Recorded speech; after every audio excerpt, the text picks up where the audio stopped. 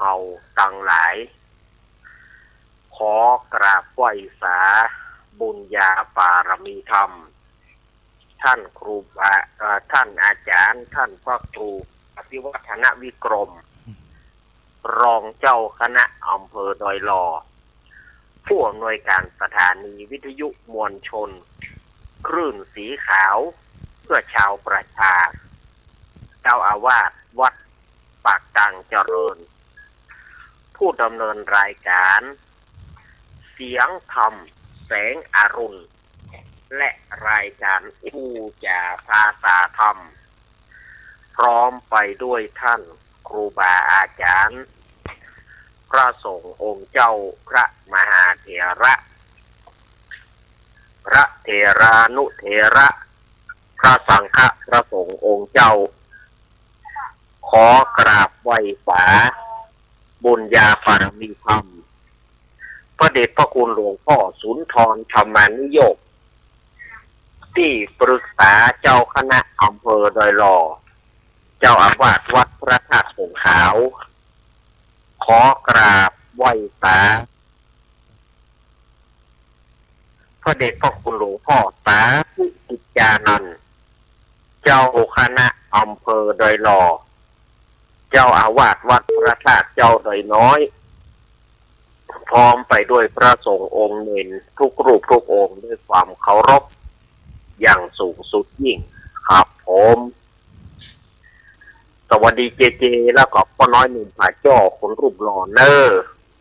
ผมขอกลับไหว้สาครูบาลักษ์เหมือนกันนะครับผมดีเนอร์ผมขอกลับไหว้สาตุลุงนวลวัดฝ่ายวัดกลับไหว้สาตุลุงนวลสันเมียงเหมือนกันนะครับสวัสดีเนอร์ผมขอกลับไหว้สาตุลุงนวลวัดสันเมียงอำเภอเวียงหนองล่องเหมือนกันนะครับผมดีเนอร์ครับผมตุลุงนวลแข็งแรงว่ะครับขอตุลุงนวลแข็งแรงนักๆนะครับผมเป็นห่วงครับขอบคุณเนอร์ครับก่อนขอเจริญพรญาคณะสัตยาญาติโยมศรัทธาสาธุชนคนดีเฮาทุกท่านวันนี้รายการสารธรรมยามบ่ายยามแรงช่วงธรรมะเพื่อชุมชนก็มาปะกับคณะสัตยาญาติโยมเหมือนเช่นเคยครับทางสถานีวิทยุมวลชนคลื่นสีขาวเพื่อชาวประชาและเครือข่ายต่อมาปะกันแล้วท่ามกลางท่ามกลางบรรยากาศที่เย็นท่ามกลางสายฝนที่ยังโปรยปลายอยู่บอกว่าโอนอ้อยอยู่เสมอตอนนี้ก็ยังมีอยู่นะแล้วก็อากาศก็เย็นตัว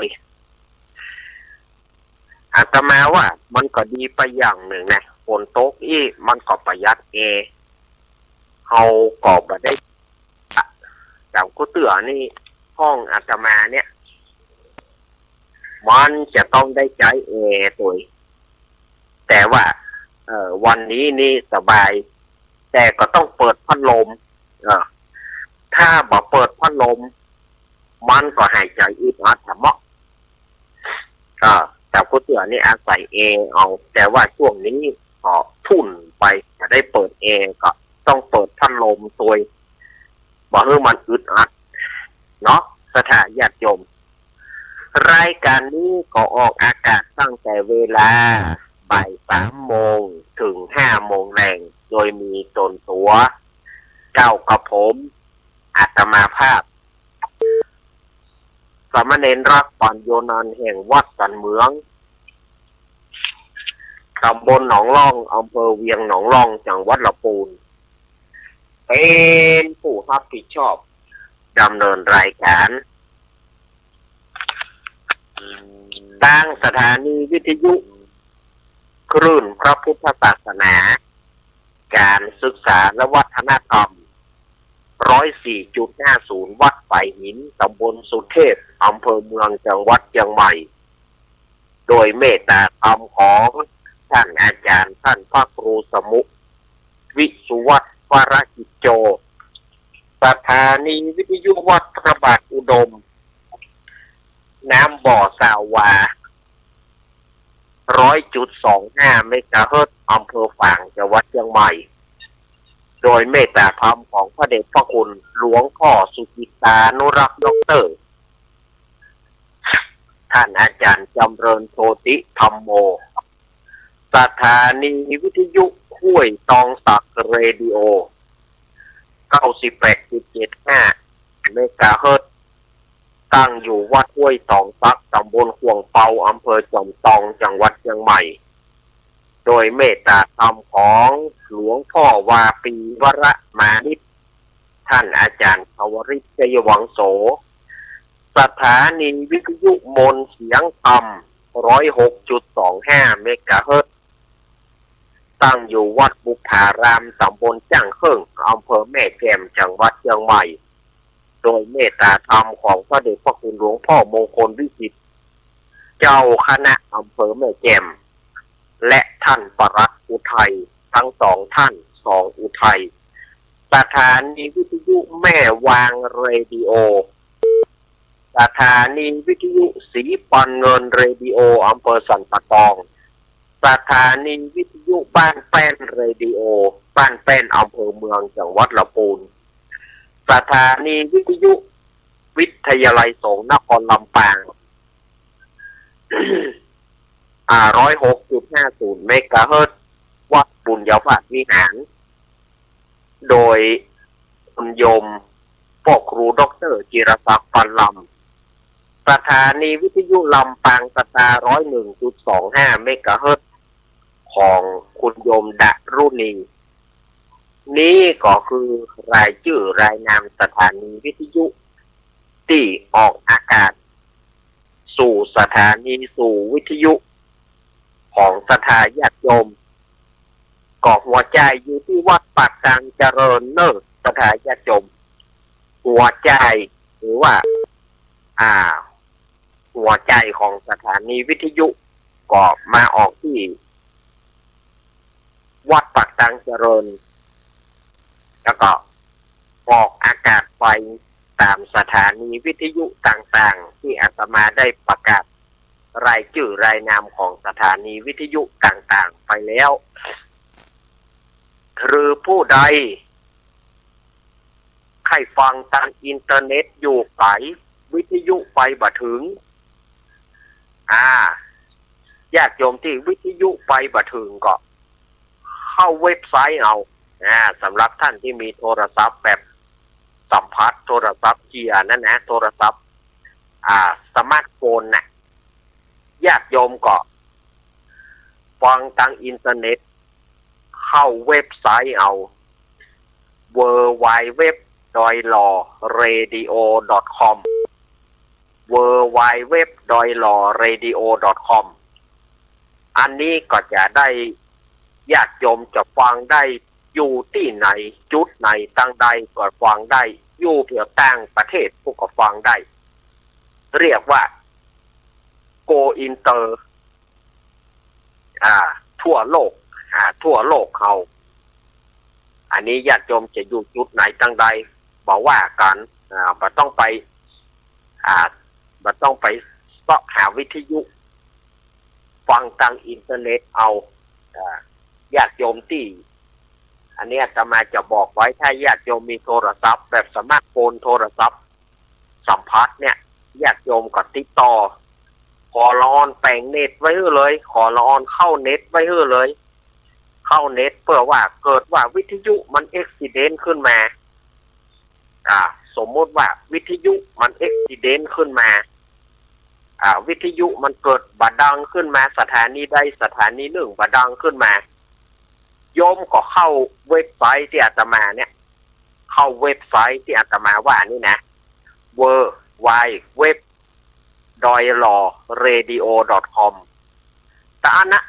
ญาติโยมก็ฟังได้ละจะอยู่จุดไหนตั้งใดก็ต้อง ห่วงว่าสถานีมันจะดับกันอย่างกลางของเขาฟังทางเข้าเว็บหรือว่าญาติโยมจะพอ YouTube ย้อนหลังก็ได้พอ YouTube ย้อนหลังก็พิมพ์ว่าพิมพ์คำว่าวัดไฝหิน2รายการของสามเณรอารักษ์มันจะแปะหน้า YouTube รายการของอาตมาภาพถ้าสามเณรอารักษ์มันจะเป็นรายการอาตมาภาพโดยตรงอันนี้ทุกช่องทางที่ญาติโยมจะฟังได้บางท่านก็จะท่าวิทยุเอ็นดูคนเฒ่าคนแก่เอ็นดูผู้สูงอายุวิทยุดับก็ได้ก็ไปได้ฟังก็บ่ม่วนอกบ่ม่วนใจอันนี้ก็แจ้งกับศรัทธาญาติโยมลงทุนซื้อโทรศัพท์แบบสมาร์ทโฟนเนี่ยเครื่องหนึ่งโทรศัพท์คุยโทรศัพท์เคลียร์นี่นะซื้อโทรศัพท์เนี่ยเครื่องหนึ่งมันบัดเดียวมันบัดใช่แปลงซื้อโทรศัพท์ไปให้บัดดีเนี่ยไปขอละอ่อนแปลงเน็ตเถอะแต่เกิดสถานีใดสถานีหนึ่งบัดดีก็เข้าเว็บเพื่อแม่กำเข้าเน็ตเพื่อแม่กำอีแม่จะฟังรายการขึ้นสีขาวก็ได้ทุกสถานีได้ทุกท่านคะแนนว่าเข้าเน็ตที่อาตมาว่าเนี่ย www.doilawradio.com เนี่ยก็ไปหมดเลยได้ฟังกันหมดเลยเนาะมาปะกันวันนี้เป็นวันอังคารวันนี้เป็นวันอังคารที่เท่าใดเป็นวันอังคารที่18วันนี้เป็นวันอังคารที่18พฤศจิกายนพุทธศักราช2568เอาเลข8มาโจรกันแล้ววันนี้18แล้วก็2568เอาเลข8มันมาโจรกันแล้วเน้อบ่ได้ใบหวยนะอย่าไปเข้าใจกำเดียวญาติโยมฟังซะอีกกับไปร้องเรียนผู้หลักผู้ใหญ่ว่าอาตมาใบหวยมันบอกว่าเลข8โจรก็อาตมาก็มันโจรกันแท้ก็ล่ะพิจารณาก่อนแล้วก็แชร์ออกไปจะไปฟังดอมกันเตื้อฟังดีๆก่อนจะไปนับได้นับแชร์จะไปนับได้นับไปฟ้องผู้หลักผู้ใหญ่เตื้ออาตมาว่าเนี่ยก็คือว่ามันมาโจรกันเนี่ยอาตมาว่าแต่อาตมาไม่ได้ให้อาตมาบ่ได้ใบเอาต้องอู้กันอย่างอี้ก่อนต้องอู้กันแน่นๆอย่างอี้ก่อนเพราะบางทีศรัทธาญาติโยมบ่เข้าใจพอหูอย่างน้อยก็เอาไปตีแผ่แล้วเอาไปฟ้องท่านผู้หลักผู้ใหญ่ก็ทำเพื่อผู้หลักผู้ใหญ่ก็ตัดรายการอาตมาไปว่างดรายการขานที่ใบหวยความจริงเฮาบ่ใจใบเฮาจะไปใบเงี้ยหยังเอาต้องเถียงกันอีกก่อนเดือนนี่เหนือเดือน12ใต้แฮมมันนี่13ค่ำโอ้แฮม2วันจะเป็นวันเดือนดับแล้วลูนี่เดือนนี้จะดับแล้วลูนี่แต่วันนี้13ค่ำแล้ววันนี้13ค่ำแล้วตามการเสี่ยงโชคยกย้ายวันนี้ความจริงมันเป็นวันใจยะเลิกใจยะปราบโจมปูแต่มันไปตัดกับวันเสียเหียใจยะเลิกก็เลยใจการบ่ได้ก็มุ่ยสลุยกุ้ยไปใจการบ่ได้วันนี้แม้จะเป็นวันดีแม้จะเป็นใจยะเลิกที่ดีแต่มันไปตัดวันเสียก็เลยใช้การไม่ได้เดือน3จะออกแล้วเดือน3เหนือนะเดือน3เหนือเดือนอ้ายใต้จะออกแล้วเดือนอ้ายหรือว่าเดือนเกี่ยงทางใต้จะออกแล้วของ2วันนี้เดือนนี้จะดับแล้วศรัทธาญาติโยมก่อนที่อาตมาจะได้นำเอาพระธรรมเทศนา เนื้อมหาจาตุเวสสันดรจาดกกันที่11กันมหาราชมาเทศมาเล่าคือกับศรัทธาญาติโยมอาตมาก็ขอประกาศกับศรัทธาญาติโยมเนอวันที่5 6 7ธันวาคมก็ที่วัดอาตมาเนอวัดสันเหมืองตำบลหนองล่องอำเภอเวียงหนองล่องจังหวัดลำพูนก็จะมีงานปล่อยหลวงเนอศรัทธาญาติโยมงานปล่อยหลวงหรือว่างานฉลองเสนาสนะต่างๆภายในวัดนี้ก็เชิญคณะศรัทธาญาติโยมเนอมาเอี่ยวมาแหว่งกันวันที่5เป็นวันวันเกียมวันลองไฟวันที่5นั้นวันลองไฟวันตกแต่งดาวันที่6ก็เป็นวันห้างหลวงแห่ขวดานเข้าแห่ขวดานเข้าวันที่6นะวันที่7ก็เป็นวันถวายทานเสนาสนะต่างๆก็ขอเชิญคณะศรัทธาญาติโยมมาเอี่ยวมาแหว่งกันได้เนอนอกศรัทธาญาติโยมบอกบ้านใกล้เงินเชียงหัวระเบียงติดต่อวันตกวันออกใต้หนเหนือแล้วก็เชิญทุกสถานีเนอะเชิญท่านหัวหน้าเจ้าหน้าที่ทุกสถานีที่ออกอากาศนี่ก็มาเอี่ยวมาแหว่งด้วยกันเนอะ มาเอี่ยวมาแหว่งด้วยกันเนาะเชิญเนอะเอาละวันนี้อาตมาภาพก็ใช้เวลาพอสมควรแก่การเวลาหนาวก็หนาวนะสถานที่ชมวันนี้หนาวเห็นเนอะกรรมเดียววันนี้จะได้นำเอาพระสัทธรรมเทศนาเนื้อมหาจาตุเวสสันดรชาดกคือว่ากันที่11คือกันมหาราชสำหรับชะตาปีเกิดของผู้ที่เกิดปีจอเปิ่งหมาผู้ใดที่เกิดปีจอเปิ่งหมาก็ทำกันนี้เป็นชะตาปีเกิดเด้อก็อนุโมทนาศรัทธาญาติโยมก็สมศักดิ์แม่ศรีเพนขาวเตี้ยมาละเปิ้นก็ว่าจะพอเป็นเจ้าภาพเนอะแล้วก็ศรัทธาญาติโยมหลายท่านหลายคนก็จะเป็นเจ้าภาพกันหลายสถานีน้อมเจริญขออนุโมทนาขอบใจศรัทธาญาติโยมที่เป็นเจ้าภาพในวันนี้คาถาธรรมมี69คาถาเนอะคาถาธรรมมี69เอาละเพื่อเป็นการเสียเวลาก็ขอน้อมขอเชิญเจริญพรพ่อครูดร.จิรศักดิ์ปันลำผู้อำนวยการสถานีวิทยุวิทยาลัยสงฆ์นครลำปางจุดเทียนส่องธรรมขอเจริญพรแล้วก็ศรัทธาญาติโยมที่จะตามเทียนแท้จะตามธูปจะตามพางพระที่เป็นคาถาธรรมเมตตาการุณามุทิตาอุเบกขาเอาไปจิตังนอกเนอเอาไปจิตังนอกกระเดียวมันจะขึ้นบนธรรมะศรัทธาญาติโยมปัดกันเลยจะเตะมาได้ละควรเตียนแท้ควรถูกนี่นะมันแห้งทางพระติแถมเอาไปจีทั้งนอกเอาไปจุดทั้งนอกเลยเนอะตอนนี้พ่อครูด็อกเตอร์จิรศักดิ์ปันลำได้จุดเทียนส่องธรรมเป็นที่เรียบร้อยเอาพนมมือกันศรัทธาญาติโยมที่จะเอาคาถาเทียนเอาคาถาธรรมไปจุดเอาไปจุดเลยเอาไปจุดเลยเนอะระวังไปตากฝนเนอะไปทางนอกมืดนะเอาคนเฒ่าคนแก่เฮาบ่ต้องไปคนเฒ่าคนแก่เฮาบ่ต้องไป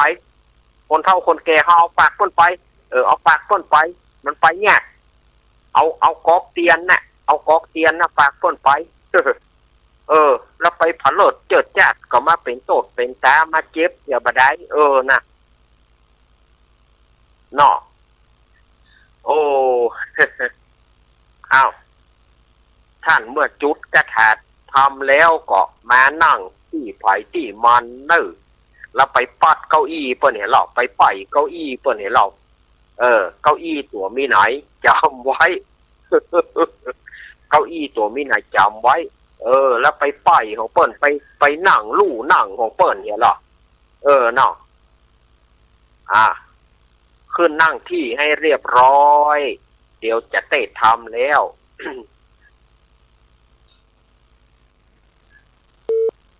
เอาละศรัทธาญาติโยมสาธุชนตั้งหลาย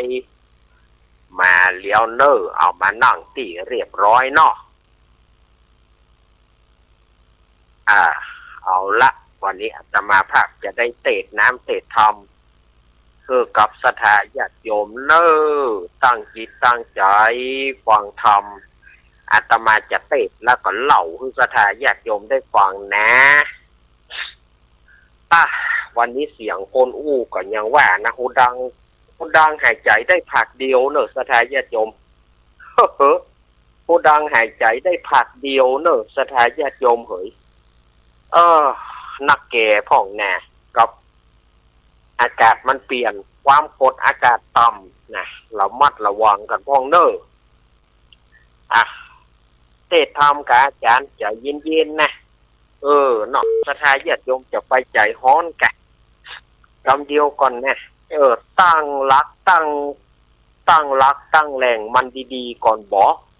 ตั้งรักตั้งแหล่งมันดีๆก่อนบ่เนาะ เอาละเนอนี่จะเตะแต่ละนะโมตัสสะภะคะวะโตอะระหะโตสัมมาสัมพุทธัสสะลำดับธรรมเตสนาแม่บอกาศมาถึงมหาราชก่อนตองปางเมื่อหนอพุทธังที่ไวกับนางนาถอยราชมาทีอภิรมโจมชื่นยินดีในวาระที่ยาการสานสันนี้แล้วดังอ่านนั้นในมีในแก่ละเมื่อได้ดังอ่านแต่จูจะโกปิส่วนว่าจูจะกะพรามปูเทาก็หากยักลากเอาสองกูดแม่นหนอดเนามันป้อยบ่อินดูสองแมนจากแลกตีไปกำค่ำในมันก็เอาสองผู้แมนแนดนองเข้าสู่เครือเข้าสู่บ่วงกองเครือเขาแล้วก็มัดเอาสองผู้แมนคือนอนอยู่เหนือดินได้ส่วนว่ามันกลัวตายมันกลัวตายมันกลัวตายก็เหินนอนอยู่เหนือแง่ไม้อันมีควายสูงกันก็มีหันและแน่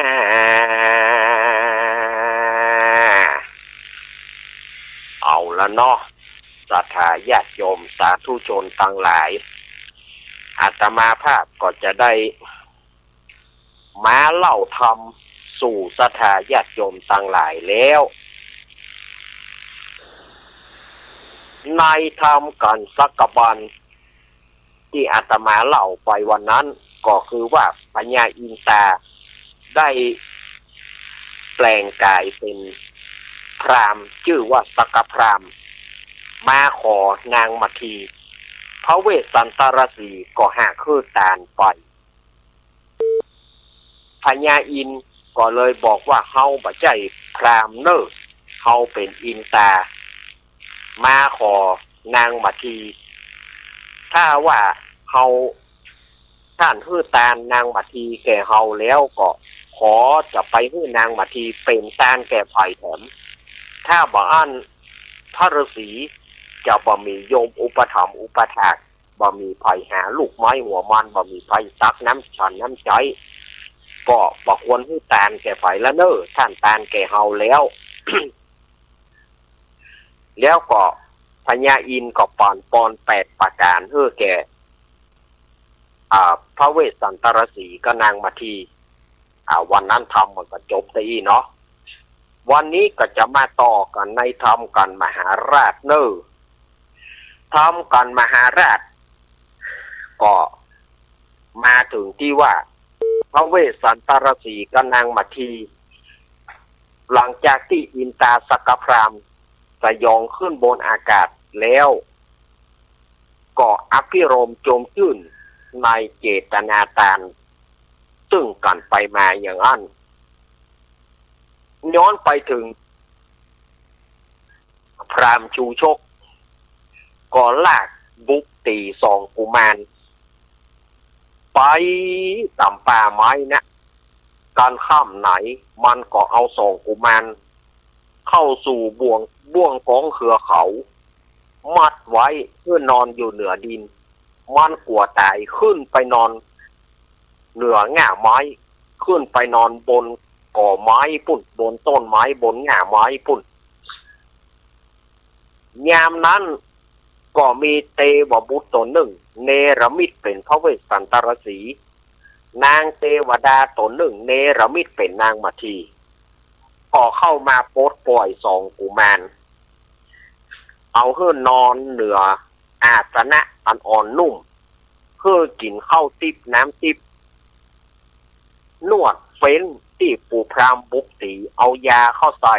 แผลที่แตกกลางหลังกลางแหล่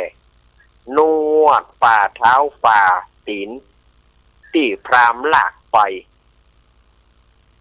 ก็บอกว่าโอ้ยลูกเคยต่อไปนี้พ่อแม่จะตัวรักษาลูกโดยตลอดเน้อเทวบุตรเทวดาก่อมนอนจ่าพอรัตญาในกลางคืนนั้นจะใกล้แจ้งแล้วเทวบุตรเทวดาก่อนนำเอาสองกุมารเข้าสู่บ่วงกองเครือเขาอย่างเก่ามัดไว้อย่างเก่าแล้วเทวบุตรเทวดาก็อันตรธานหายไปปูพรามก็ลงมาก่อลากตีสองกุมารไปนะมันลากสองกุมารไปได้ถึง15 วัน15 คืนมันขอทานจากพระเวสสันดรตั้งแต่วันเดือนเพ็ญจนถึงวันนั้นใกล้วันเดือนดับ ใกล้วันเดือนดับมันก็มากึดใจว่าจะเอาไปทางใดดีเพราะว่าเป็นทาง3 แพร่งทาง3 แพร่งนี่ก็คือเป็นทาง3 แยกสถานญาติโยมจะไปทางใดดีที่จะเข้าสู่เมืองกะลิงกะลาดมันก็กลัวจะไปทางนั้นก็กลัวว่าไปเมืองพระเวสสันดรไปเมืองพระเจ้าสนใจจะไปทางนั้นก็กลัวว่ามันจะหลงเพราะว่ามันมีทาง3 แพร่งเอาละบ่เฮ้ยหลงละบ่เฮ้ยจะไปทางใดดีในที่สุดเทวดา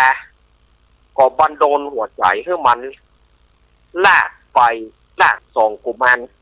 ไปยังเมืองพระเจ้าปู่เมืองพระเจ้าสลีสนใจคือเมืองเกตุดรในรัตญาในกลางคืนนั้นใส่แจ้งพระเจ้าสนใจพระเจ้าปู่ทรงสุบินนิมิตฝันทรงสุบินนิมิตนี่ก็คือฝันไปว่ามีชายผู้หนึ่งดำๆเนื้อมันกำเหมือนหมีนุ่งผ้าย้อมฝาก2 ผืนอันนี้ก็มาเหมือนกับนั่งมาที่ฝันนะผืนหนึ่งเอาปากผืนหนึ่งเอานุ่งทางในผืนหนึ่งเอาปากทางนอกกำดอกบัว2 ดอกมาถวายพระเจ้าสลีสนใจพระเจ้าสนใจก็เอามาเน็บหูเอามาทัดหูดอกบัวทั้ง2นั้นตกลงเหนือตักไก่สอนละอองไก่สอนปุ่งขึ้นเหนืออกเจ้าพญาสลีสนใจเจ้าพญาสลีสนใจสะดุ้งตื่นเหตุการณ์นี้จะเกิดเหตุดีหรือว่าเหตุร้าย เอาข้าจะรอแจ้งมาเนอะก็หันทีว่าจะรับมาได้ก็ว่านิมิตสุบินนิมิตหรือว่าฝันอันนี้บ่เคยฝันเสื้อก็เลยใจเสนาอามาตย์ไปห้องหมอโหรา ไปห้องหมอโหรามาทำนายสายตักหมอโหรากับนอกสมัยก่อนนี่กำสั่งเจ้านี่มันศักดิ์สิทธิ์หรอกไปห้องมาหมอโหราไปปู่หมอเจ้าเหนือหัวห้องอย่าปัดโทษแนมตันได้ล้างเดี๋ยวบางงบางงาง บางงบางงางนะไปไหวพระเจ้าสนใจมาขันรับไปเนาะเงากังงอบกังงอบอ๋อนี่จ้ะอย่ามีผลแก้วโอ้อย่างใดแล้วเหลือปู่หมอมีอะไรให้เล่าใจว่าเจ้าแค่หรือมาขันรับไปเนาะมันเงากังงอบอ่ะพระยิ่งเมื่อนั้นพระเจ้าสลีสนใจก็บอกว่าเอาเสนาอามาตย์เถยว่าดีว่าแต่เอาน้ำล้างหน้าให้ปู่หมอโหราก่อนเถอะแล้วก็ชงกาแฟโอวัลตินให้มันกินเนี่ยมันถ้าจะใจดีแล้วก็ถามมันประเดี๋ยวมันเหงาลับน่ะ เหลือไก่ซากแห่กันนะหมอโหราก็ฟังบางพ่องก็เสนาอามาตย์พ่องก็ฟังชงโอวัลตินพ่องก็ชงกาแฟชงโอวัลตินชงกาแฟพ่องก็เอาน้ำล้างหน้าไม้แปรงฟันยาสีฟันฝ่ายปอเอาลิโพเพื่อมาควรมันได้กลิ่นลิโพไปมันดีแล้วหรอขอเดชะพายามิผลเกล้ามีเรื่องอะไรหรือพระเจ้าค่ะเห็นหรอมันใจดีมาแล้วหรอปู่หมอเฮยแต่คืนนี้เขา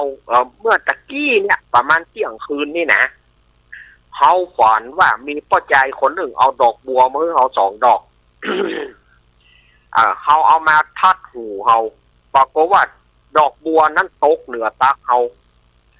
ละอองเกสรตกปุ่งขึ้นสู่เหนืออกเขามันจะเป็นเหตุดีหรือให้ปู่หมอทำนายเพื่อเขากำล็อกปู่หมอก็มากำแป้นขีดไปตัวเสียง59เสียติดกับจันยิ่ง60เสียการวันเดียว371เสียเสากับพัดที่82เสียสุกกับพุด ใจเป้ายีเมาสีไส้สางาเม็ดสันเล้าเสร็จไกเอาไปอย่างปู้หนาโอกำเดียวก่อนพระเจ้าค่ะมันต้องบวกลบคูณหารให้เรียบร้อยก่อน เก้ากองห้องปืนดอกปืนได้ใต้เป้าใส่เจ้าหนี่เปียงโอ้ขอเดชะพายามิผลเกล้าสิ่งที่อยากไปนานวันนี้ไม่หลานก็ลูกจะเข้ามาสู่พระราชวังพระเจ้าค่ะพระเจ้าสนใจว่านะวันนี้บาลานก็ลูกเขาจะเข้ามาพระเจ้าค่ะมาแน่นอนเวลาประมาณ8 โมงตรงพอยืนตรงเคารพธงชาติเขาก็จะเข้าเสด็จเข้ามาพระเจ้าค่ะโอโลหมอโหราเอารางวัลไปเอาละขอบใจนักๆเนอะไปรับเถียขอบพระทัยพระเจ้าค่ะเนาะ หมอโหราก็ปิกไปรับพระเจ้าสนใจก็โอ้บ่รับละนางพุษดีแม้นว่าพระนางพุษดีอย่าบอกเจ้าปี้เนี่ยมานอนเพคะวันนี้หมอโหราว่าบาลานก็ลูกจะเข้ามาที่นี่ปี้นอนบ่รับแล้วพุษดีเหยวันนี้นี่ไผจะมาก็บ่ฮู้เนอะเวสสันดรลูกเขาจะปิกมาจ้าพุษดีกาว่าจารีกันหาจะเข้ามาจ้าด้วยเหตุประการชันใดก็บ่ฮู้เนอะปี้นอนบ่รับแล้วเนอะนี่หรอกว่าแล้วก็รายการเน้นลักออก43วันอาทิตย์ ปิดฟังเน้นลักดีกว่าโน่โอ้พระเจ้าสนใจก็สนใจรายการเฮาก็รู้แต่วันนี้วันอาทิตย์เปิดรายการเน้นลักฟังรายการซับเปเหระปกินนากะธรรมะคอนลุงใกล้เข่งดีกว่าโอ้โหโอ้โหโอ้โอ้แปลว่าเปิ้นฟังเฮาแต่อนุโมทนาเนอะแก้งมาแล้วพระเจ้าสนใจก็อาบองค์สลงเกตเก้าเนี่ยอาบองค์สลงเกตเก้าก็อาบน้ำสาหัวนั่นนะกันเนาะอาบน้ำสาหัวทะลงเครื่องเต้าเสวยเข้าน้ำโพชนะอาหารอันมีรสหลายประการลาบกาน้ำพริกกาพระเจ้าสนใจว่าน้ำพริกน้ำพงก็กล่อมจงลงบ้านกินแล้วมันจ้างกีตองลาบหมูลาบควายลาบหมูลาบควายเข้ากันลองเอาเข้ากุยดีนักเห็นหรอ เอาของกินของกินพระเจ้าสนใจปะเลิกปะเตอพระเจ้าสนใจวันนั้นเสวยเข้าน้ำได้นักเหลือกูเตืออันที่เป็นตีนมีกอเห็นอ่ะก็ถามแต่ที่เป็นตีนบ่นะ ที่เป็นตีนมีกอหานี่เนาะดอกอันเป็นตีนน่าซ่าเนาะถ้าพระเจ้าสนใจเอาสวยเอาเข้าไปนั่งที่โรงกันเพราะว่าโรงกันก็คือห้องรับแขกนั่นนะเอาง่ายๆเนาะถ้าอู้ว่าโรงกันนี่สถาญาติโยมก็คงมาเข้าใจพระเจ้าสนใจก็ไปนั่งที่ห้องรับแขกไข่ปองอย่าหิ่งแดดอุ่นยามนั้นยามหนาวลูกหิ่งแดดอุ่นเสนาอามาตย์ก็เข้าเฝ้าพระเจ้าสนใจพระเจ้าสนใจก็ท่าพอกำเดียวก็ได้ยินเสียงส่องกุมารห้อยไว้เข้ามาในเวียงเข้ามาในวังพระเจ้าสนใจกันเหลียวพอโอ้ยยาไอ้ยาอาเตืออัวที่เรียวว่าอย่างใดเนี่ยบัดเดียวนี่ปูพรามที่ไหนภายที่ไหนมาลากลูกลากหลานบุกลูกตีหลานเข้ามาในวังนี่ก็ยังไปดูลูกไปดูหลานฮะมันเป็นไผมาลากเข้ามาอย่างไรนี่มาตัดหน้าปองนี่เฮามาพอไอ้คนใหญ่ก็มาเหมือนจารีคนน้อยก็มาเหมือนกันหา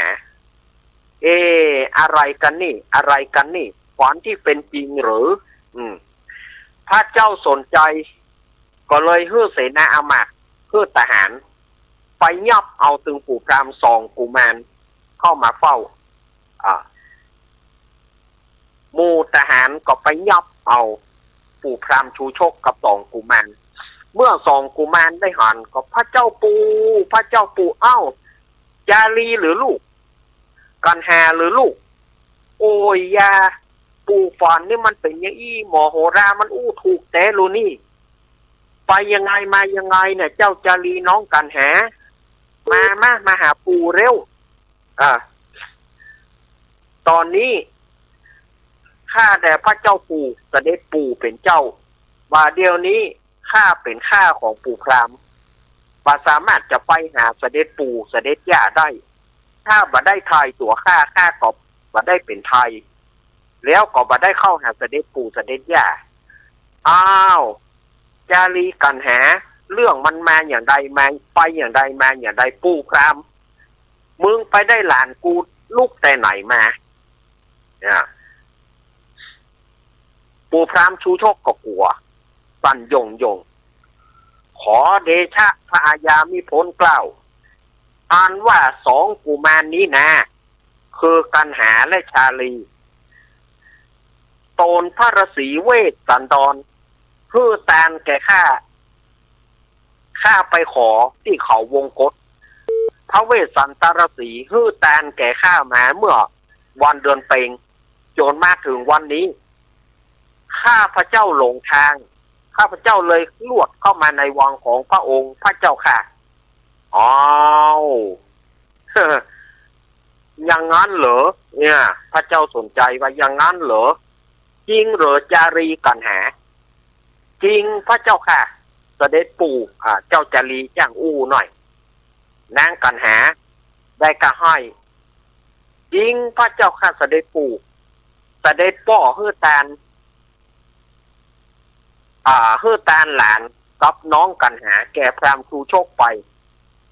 ยามนั้นคนตั้งหลายก็ได้ปากันคนที่บ่ฮักพระเวสสันดรสีนี่นะคนที่บ่ฮักพระเวสสันดรนี่ก็ปากันติจินินทาพระเวสสันดรบอกว่าหมู่เฮาพระเวสสันดรนี่อย่างมักให้เกิดมาเพื่อฮือตาลขนาดจ้างกู้บ้านกู้เมืองก็ฮือตาลแก่พรามกะลิงกะลาดไปขนาดรถที่เจ้าเหนือหัวเอาฮื้อก็ยังฮื้อตาลม้าเจ้าเหนือหัวเอาฮื้อก็ยังฮื้อตาลประเดี๋ยวนี้ฮื้อตาลลูกแถมพระเวสสันดรนี่อย่างใดฮะเกิดมาเนี่ยซึ่งบ่มีอย่างกะเพื่อฮื้อตาลอย่างเดียวแต่เจ้าบ้านเฮาว่าใดเจ้าบ้านเจ้าเมืองก็เกิดการติฉินนินทายามนั้นเจ้าจารีอดมาได้พ้นต่อว่าพ่อก็เลยว่าข้าเดชเสด็จปู่ที่เคารพการที่ป่อของหม่อมฉันนั่นฮื้อตาลบาใจว่าเพื่อความสนุกสนานด้วยประการชันใดป่อของหม่อมฉันนั้นหมายใจจะได้เป็นทรัพย์ปัญญูในอนาคตการภายภาคหน้าจึงได้ฮื้อตาลทรัพย์ปัญญูคือเป็นพระพุทธเจ้านั่งแท่นเกี้ยวเตศนาธรรมเสด็จป่อหวังอย่างอี้บาใจว่าในการกินการทานบาใจว่าเป็นได้ใจเสด็จป่อฮักสัพพัญญูแต่ยานฮับพระพุทธเจ้ามันนักกว่าที่จะให้ลูกเต้าเป็นตาลขอเสด็จปู่จงเข้าใจเตอะพระเจ้าค่ะจารีคนตั้งหลายบ่ได้ว่าอย่างละลูกคนตั้งหลายเปิ้นสรรเสริญป่อเจ้าเปิ้นนับถือป่อเจ้าอย่าได้คิดอย่างเลยลูกเจ้าจารีพ่อแม่เจ้ายังสบายดีหรือข้าได้เสด็จปู่ที่เคารพเสด็จพ่อเสด็จแม่ของหม่อมฉันอยู่ในป่าก็ไปเสาะหาแสวงหัวมันลูกไม้เสด็จแม่ไปตั้งแต่เจ้าค่ำมาจึงนำเอาลูกผลไม้หลากไม้หัวมันมาเลี้ยงเสด็จป่อแล้วก็หม่อมฉันถึงสองบ่เหมือนเสด็จปู่ไล่ลูกตัวเก่าเข้าไปกินลูกไม้หัวมันแล้วตัวเก่าเสด็จปู่เนี่ยได้เสวยข้าวน้ำโพชนะอาหารอย่างดีกินจิ้นกู้คาบกินลาบกู้ก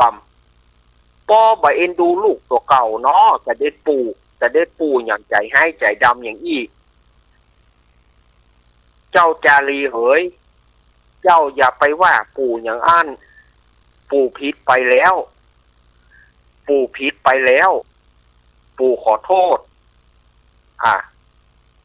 ปู่ขอโทษตัวที่ปู่เนี่ยมันผิดไปเพราะปู่ฟังกรรมเจ้าเมืองสนต่อว่าป่อเจ้าบดีปู่ก็เลยวู่วามไปหน่อยได้ขับไล่ป่อเจ้าออกไปส่วนแม่ของเจ้านั้นปู่พยายามเพื่ออยู่แต่เปิ้นบ่อยู่เปิ้นจะไปจิกปู่ก็เลยบ่อาจที่จะฝืนได้ว่าดีว่าแต่ลูกเขยอันจะทายตัวลูกเนี่ยจะทายตัวป่อเจ้าสั่งไว้ราคาเท่าใดสำหรับทายตัวเจ้ากับน้องข้าได้เสด็จปู่ที่เคารพส่วนตัวข้านั้นมีกาดทองคำปันหนึ่งส่วนน้องกันแหจ้าง100ม้า100งัว100ควาย100คนใจไม่ยิง100คนใจป้อใจ100ปู่พรามชูโชคมันได้ยินว่ามันได้คนใจไม่ยิง100แหปู่โทธรรมโมสังโฆกรรมนี้แหละชูโชคจะได้เมียตึง100รวมตึงนางอมิตตาเป็น101ใสผ่องนอนฝั่งขวาผ่องนอนฝั่งซ้ายโผผินปีไอ้นอนกลางกู้คืน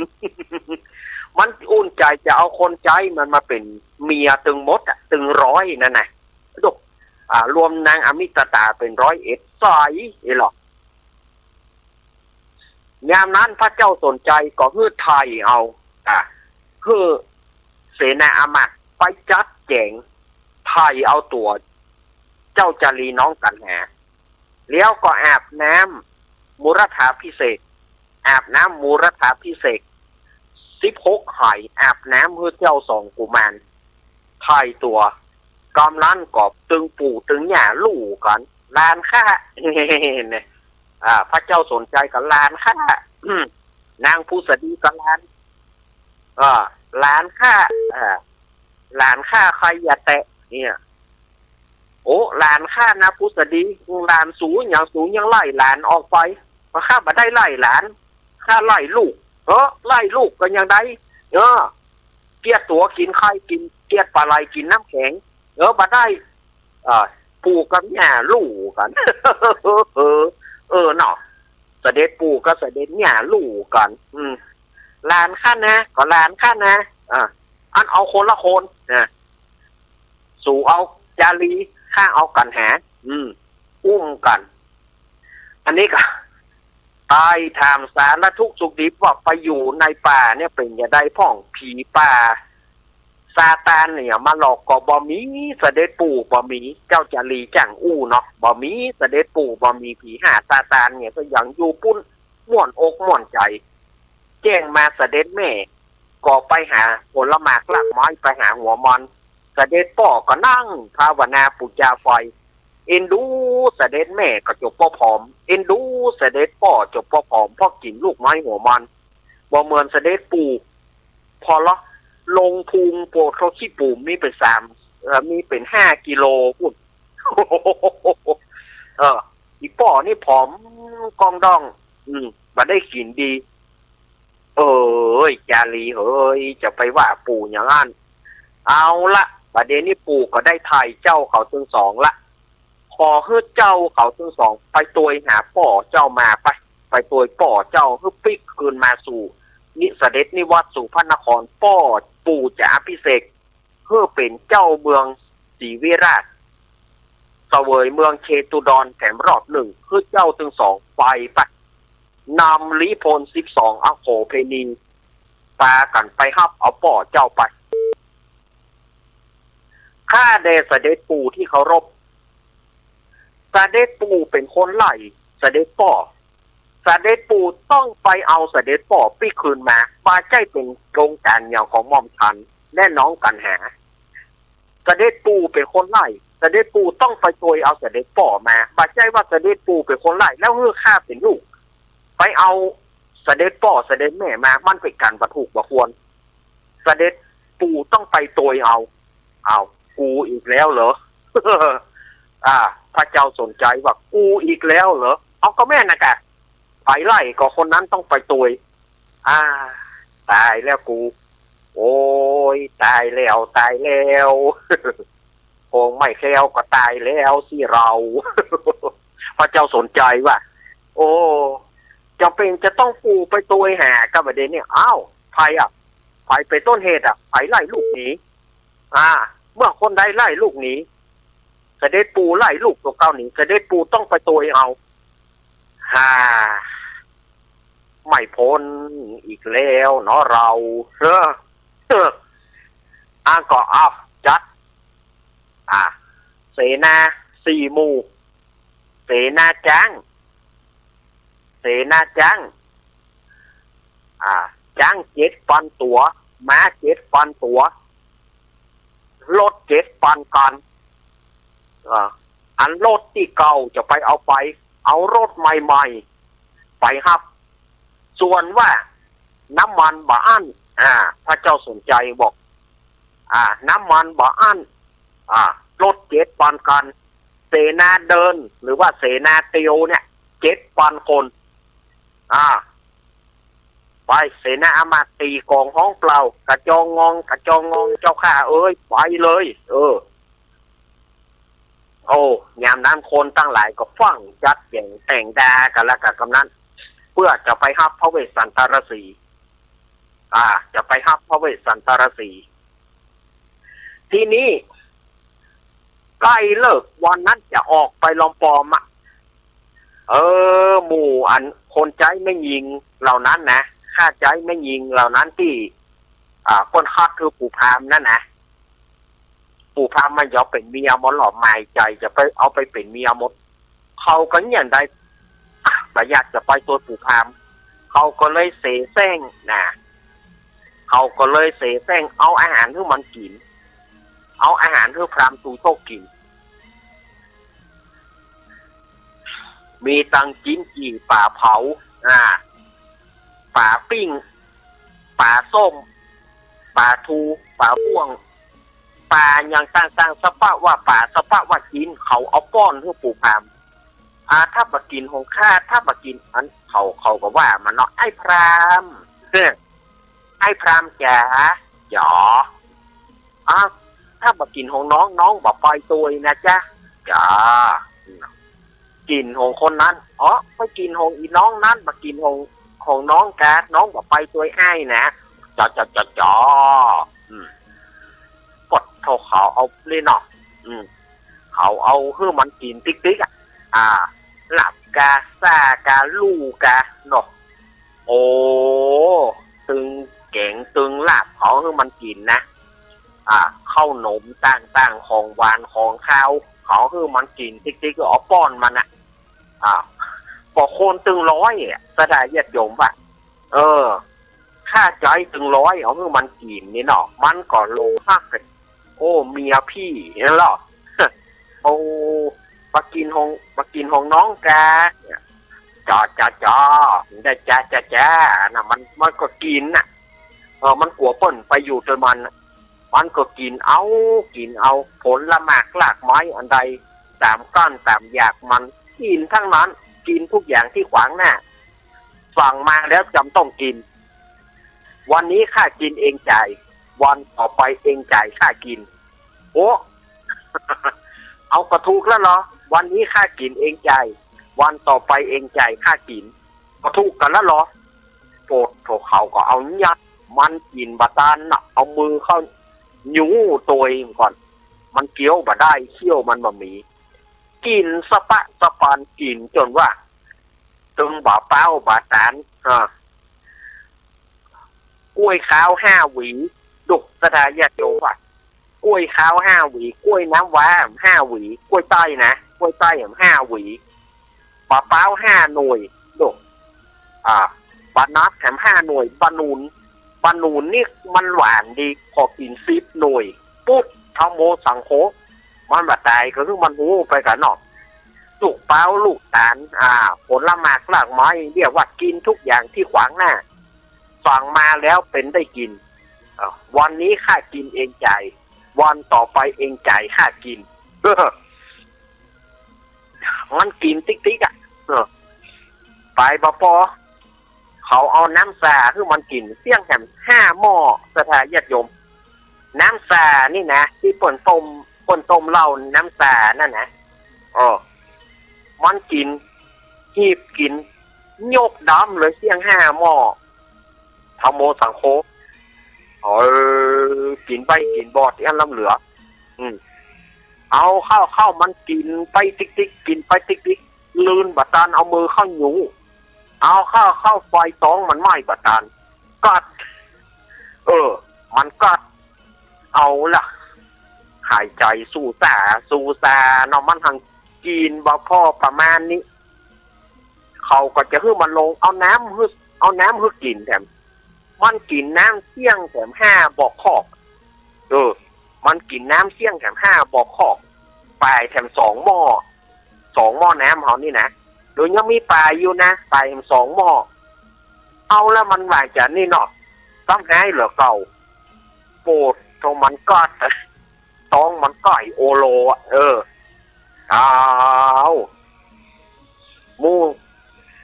อีโมคนใจต่างหลายเอาใหญ่ๆก็มาตายใหญ่ๆนี่ก็เลยแต่งบะข้างนี่มันกินเอาบะข้างนี่มันรู้ลูกบะข้างมากินลูก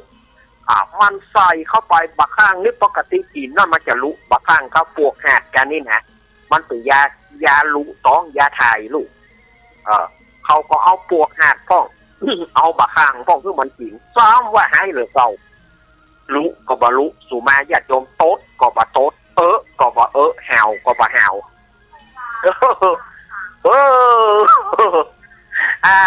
กำลังม่วนแต่ทำมัน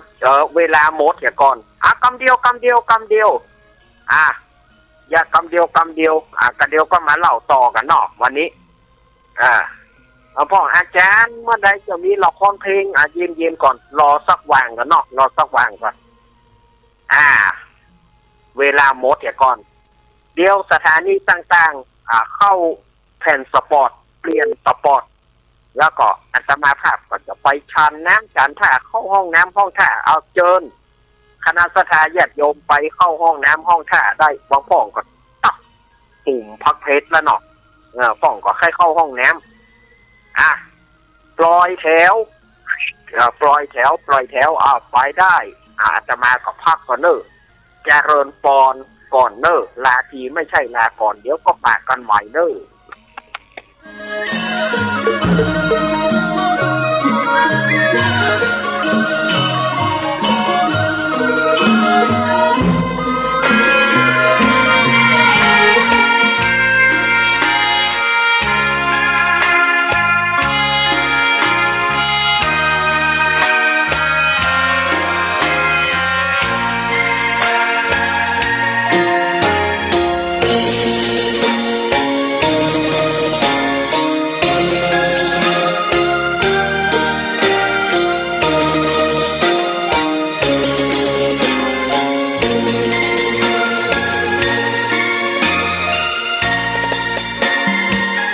ดอกบัวดอกหนึ่ง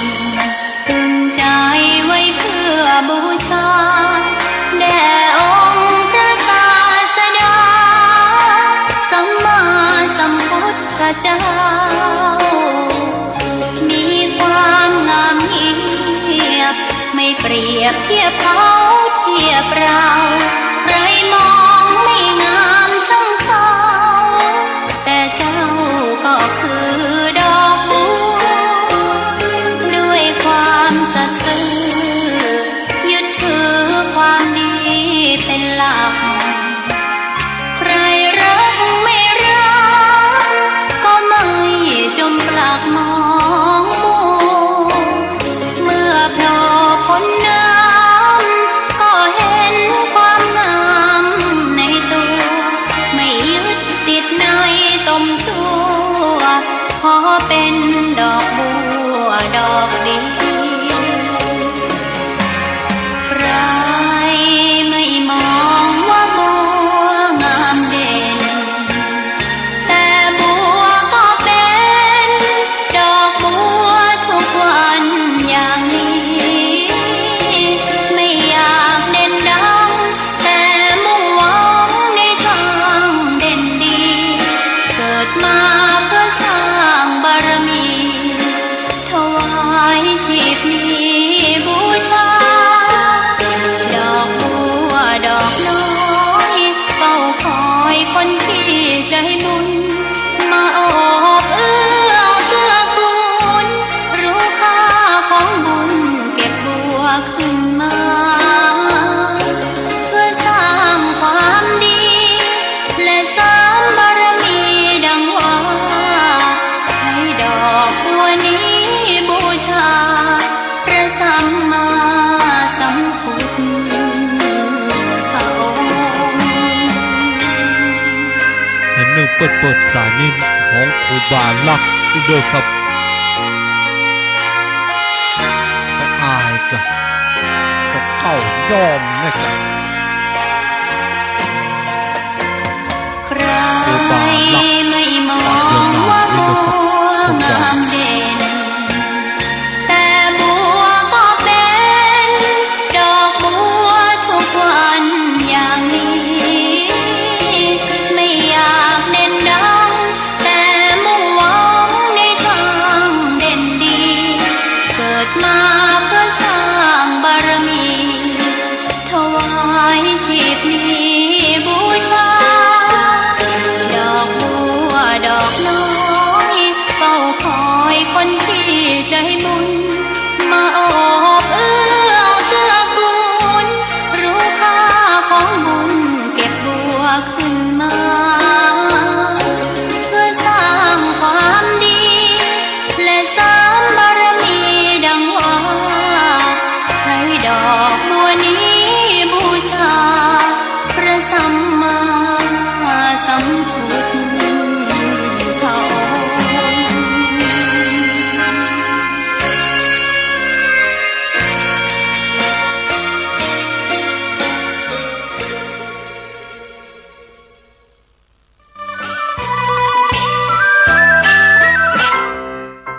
น้องหน้าหนาวนี้ไปแอวเหนือเฮาพักที่นี่บ่รีสอร์ทนี้ดีขนาดมีเครื่องทำน้ำอุ่นระบบแก๊สเอาไว้ให้พร้อม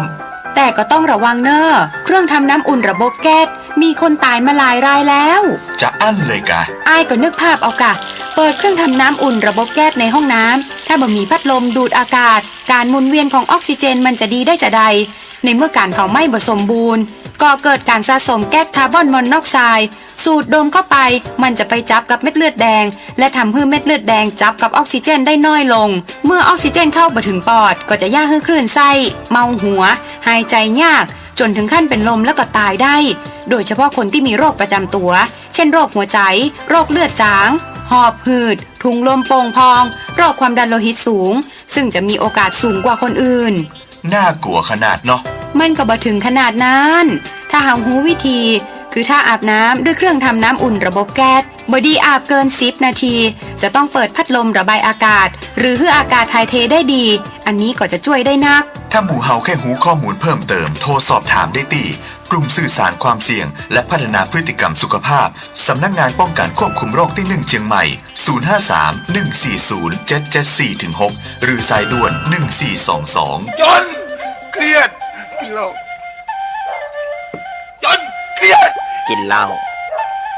จนเครียดกินเหล้าจนเครียดกินเหล้าจนเครียดกินเหล้าจนเครียดกินเหล้าก็เลยยิ่งก็เลิกสิเหล้าอ่ะจนเลิกเหล้าเลิกจนเริ่มต้นเข้าพรรษานี้ครูบาลักลังติดลังต่อสายพ่วงกำเดียวด้วยครับ1 นาทีกำเดี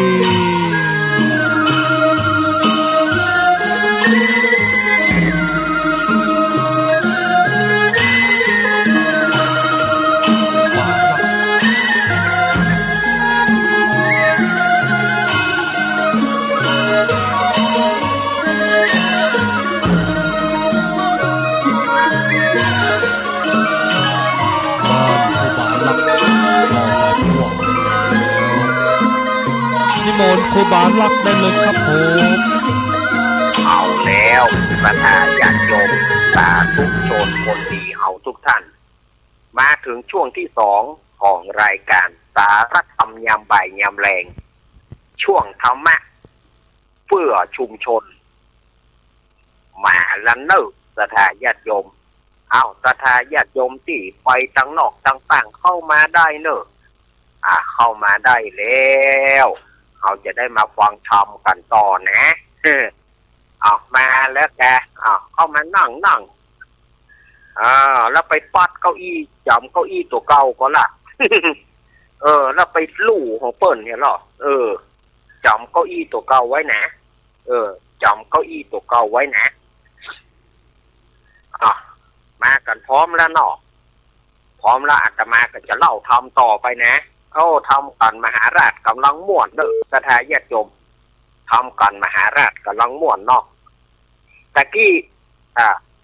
มาถึงที่ว่าหมู่คนใจถึง100 คนเนี่ยเขาเนี่ยใดเอาอาหารป้อนผู้พรามมันเราเข้ามันกัดเนาะมันกินเกินน่ะมันกินเกินประมาณมันกัดเขาก็แย่งใดดีเอาบะขังเพื่อกินก็ได้เอาปวกหาเพื่อกินก็ได้หวังจะให้มันถ่ายมันก็กับบะลงเอายาแก้เพื่อกับบะลงกินยาผงเสี่ยง3 ไต่ต้องมันไก่เต้าโอโลต้องมันไก่เต้าลำตาลหายใจมันสู้ซาเขาก็อย่างใดเขาก็จวนกันเอากากถั่วเหลืองนะกากถั่วเหลืองมาตำให้มันกิน เพื่อมันจะผายลมออกมาเพื่อมันจะโตออกมาคือว่างัวควายมันเป็นกัดเอาถั่วเหลืองให้มันกินเอากากถั่วเหลืองให้มันกินมันโตออกมามันก็ดีเขาเอาผสมยาให้มันกินอย่างใดมันซ้ำบะลงมันซ้ำกัดเหลือเก่าเอาหมู่คนใจต่างหลายก็บ่จ้างเนี่ยใดก็คือมันนั่งแก้น้ำเลยเนาะ นั่งแก่น้ำมาอย่าให้ท้องมันไก่ให้ท้องมันยุบลงปรากฏว่าท้องมันซ้ำเหมือนยุบซ้ำไก่เหลือเก่า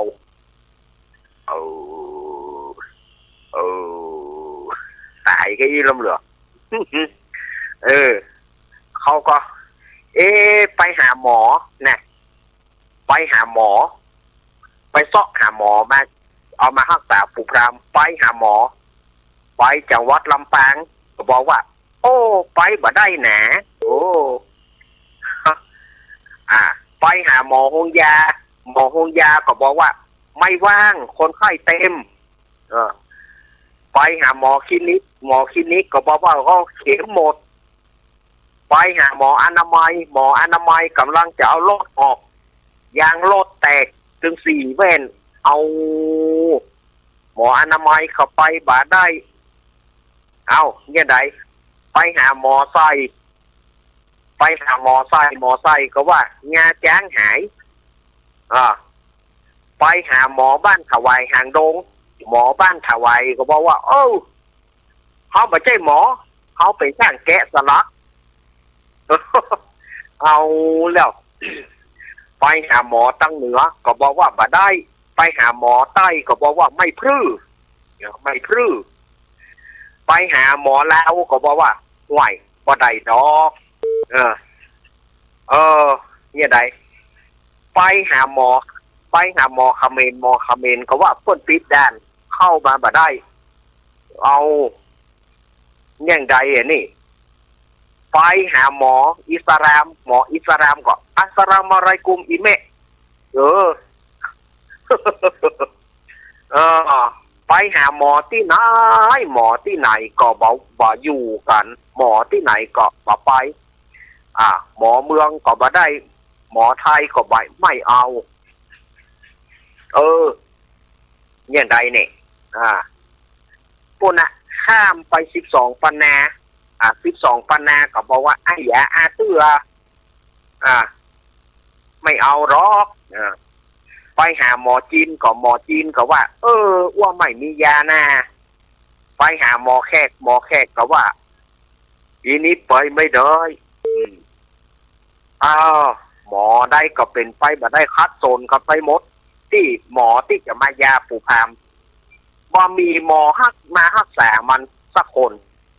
เอาอย่างใด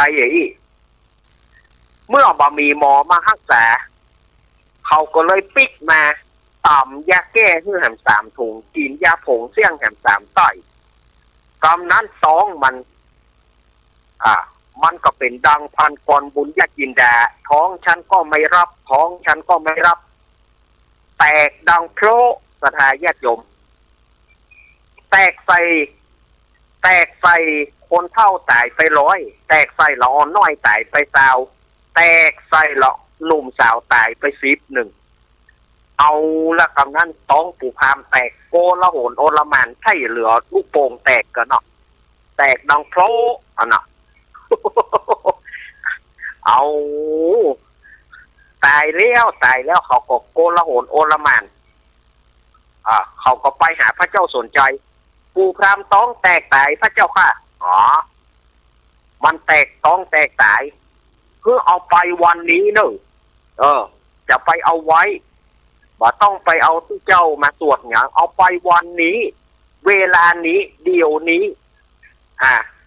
คนตาบอดกำไฟคนตาบอดกำแค่คนตาฟังตีกองคนตาปองตีแซ่คนเป็นมือแซ่แน่ตีกอง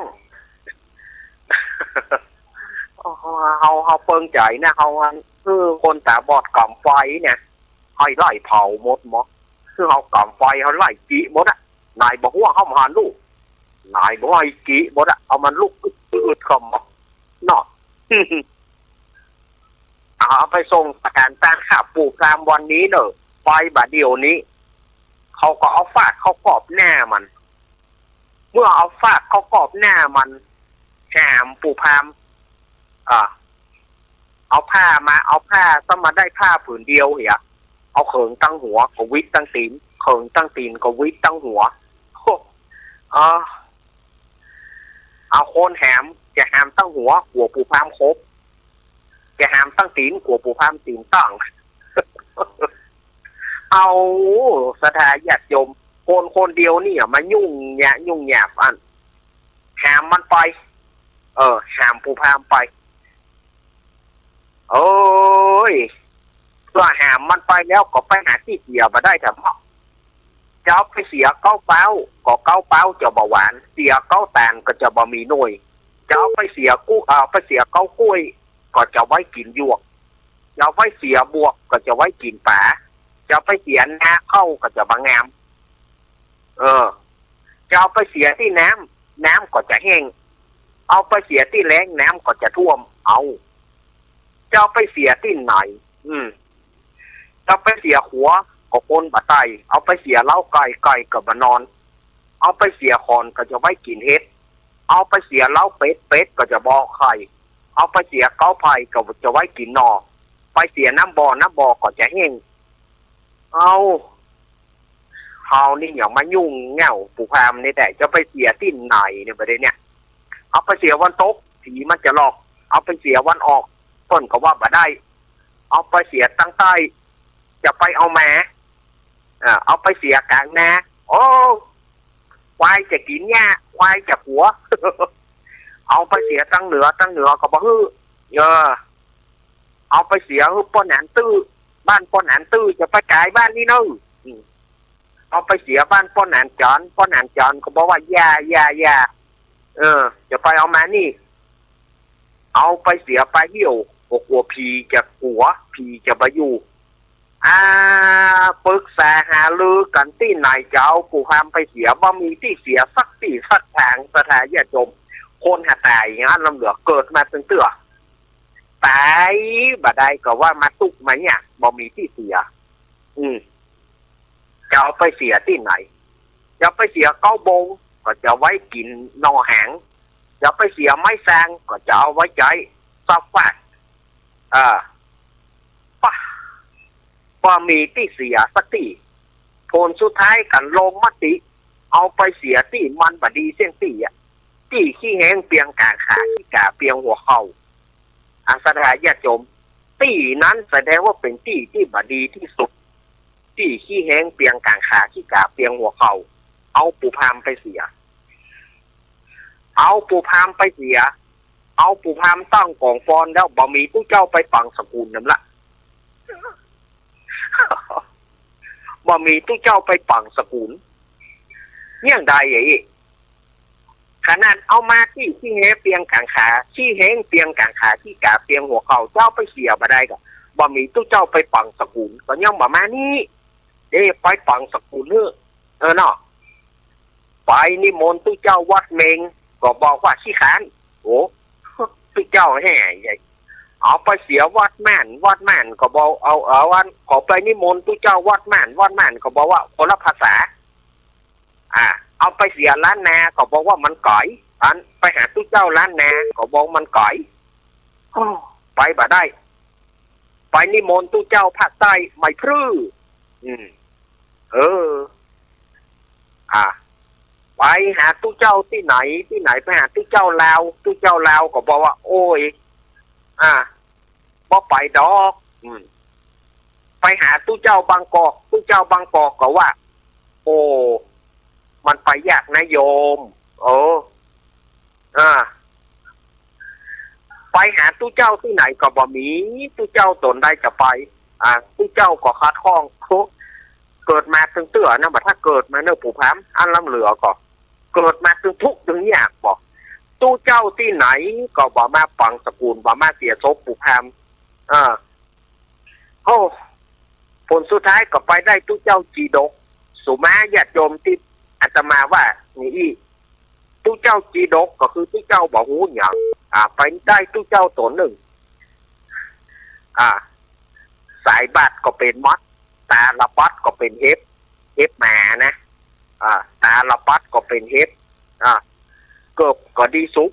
บุรีก็ดีกับมือก็ดีกีบบุรีเมี่ยงก็ดีอมหมากก็ดีเกี้ยวอันตู้เจ้าตัวนี้ก็มาเจียมตัวเหี้ยหน้าก็กิว เอียวกิ่วเอียวเนียวไว้เอียวก็กิ่วขี้ปุ่มก็แหลมส่วนหนึ่งแตบส่วนหนึ่งแตบส่วนหนึ่งฟองขี้ปุ่มมันนะส่วนหนึ่งแตบส่วนหนึ่งฟองตาภาคหนึ่งหีตาภาคหนึ่งก็ฟองเพอเลอเอาอันหัวก็เปิบเติบเหยบหนังเกิบก็ดีตื้อมือก็ดีกล่อมบากเข้ามาเขานิมนต์ได้ที่เจ้าก็ถือว่าดีแล้วเฮ้ยเข้ามาอาตมาจะส่งสการการฆ่าปู่พราหมณ์นอกนะโมนะมังนะมังนะโมนะโมนะมังนะมังนะโมนะโมตสนะโมนะโมตุสานะโสนะโมพุทธายะนะมาพะทะนะเมตตาโมกรุณาพุทธปานีทายีเดียดุอันนั้นมันก็ถามมหานิยมเหมือนใช่กะทุกเจ้านี่ก็ประกอบหลิวเขาเนาะลืมนะโมนะโมนะโมนะมังนะโมสารนังกสามินะโมกุศลธรรมะอกุศลธรรมังปู่พามตายกันยองฮะปู่พามตายกันยองฮะเลยแบบอย่างนี้ได้เอาไม้ไปตอกดุนหลัวนะดุนหลัวที่กองฟอนนะเอาไปตอกก๊อกจัดปู่พามเหยมึงตายไปนี้ก็ขอคือมงหรือมึงลงหม้อหน้าหกตกในหม้ออเวจีไปเป็นผีไปเที่ยวอย่าได้ไปมาอย่าได้มาบางเกิดเมืองคนเพื่อไปเกิดในแดนเต้วัดตาปูนเตอปู่พามเฮยเขาไหลส่ำสถานไหลส่ำหมดนะคำตานขนาดตายนะตายกระตุกกันเนี่ยทรงสการต้านขาบแล้วเขาก็ไปทูลพระเจ้าสนใจเผาแล้วพระเจ้าค่ะเอาไปเผาที่ไหนไปเผาที่บดีที่สุดคือที่ขี้แห้งเปียงกางขาที่กาเปียงหัวเขาเอาไปเสียแล้วเหรอเสียแล้วก็เขาจะออกเดินทางไปห้าลูกเขาแต่ก่อนอื่นนั้นก็ขอเพื่อไปสอบถามใครเป็นญาติที่จ่าของปู่พามใครเป็นลูกเป็นเมียมันมีก่อเพื่อจะเอาของจะเอาของรางวัลไปให้มันเขาก็ไปตีกองห้องเปล่าแต่บ่ปะแต่บ่ปะก็หาไหนก็บ่ปะในที่สุดของต่างๆที่เอาทายตัวเจ้าแจรีน้องกันหาก็เข้ามาอยู่เล่มสั่งของพระเจ้าสนใจอย่างเก่ามันก็เข้ามาอยู่ในเล่มในสั่งของพระเจ้าสนใจอย่างเก่าส่วนว่าเจ้ากะลินกะลาดก็เอาจ้างปัจจัยนาเคนมาคืนให้กับพระเจ้าสนใจพระเจ้าสนใจก็ฮับแล้วก็เกณฑ์คน12อโคเพนียกทัพโยธาเข้าป่ากล้วยไปแก่ ยกทัพโยธาเข้าป่ากล้วยก็นำเอาบุคคล12อโคเพนีมีเจ้าจารีนำต่างไป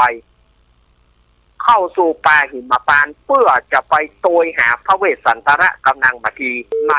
เขาวงกฏกีรีมาถึงตอนนี้สถาญาติโยม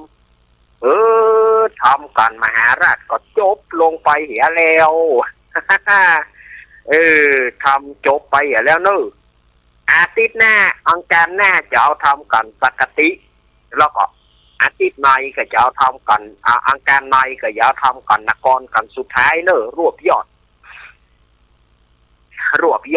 เนาะสถาญาติโยมอาตมาภาพขออนุโมทนากับสถาญาติโยมที่เป็นเจ้าภาพเนาะว่าโดยก็อดให้หัวมาได้แต่ปู่พามนี่ตายถึงอย่างถึงตุกบ่ตายแม้แต่ทุกเจ้าบางสกุลมาปังสกุลก็บ่มีบ่อันล่ำเหลือนะสถาญาติโยมอันนี้เปิ้นก็มีข้อถามว่าท่านอาจารย์ปู่พามตายปู่พามมันก็ต้องตายมันมีปริศนาธรรมมันก็เป็นปริศนาธรรมก็คือคนเฮาเนี่ยความโลภของคนเฮานั่นแหละสถาญาติโยมปู่พามก็คือตัวความโลภมีแล้วมีแถมมีแล้วมีแถม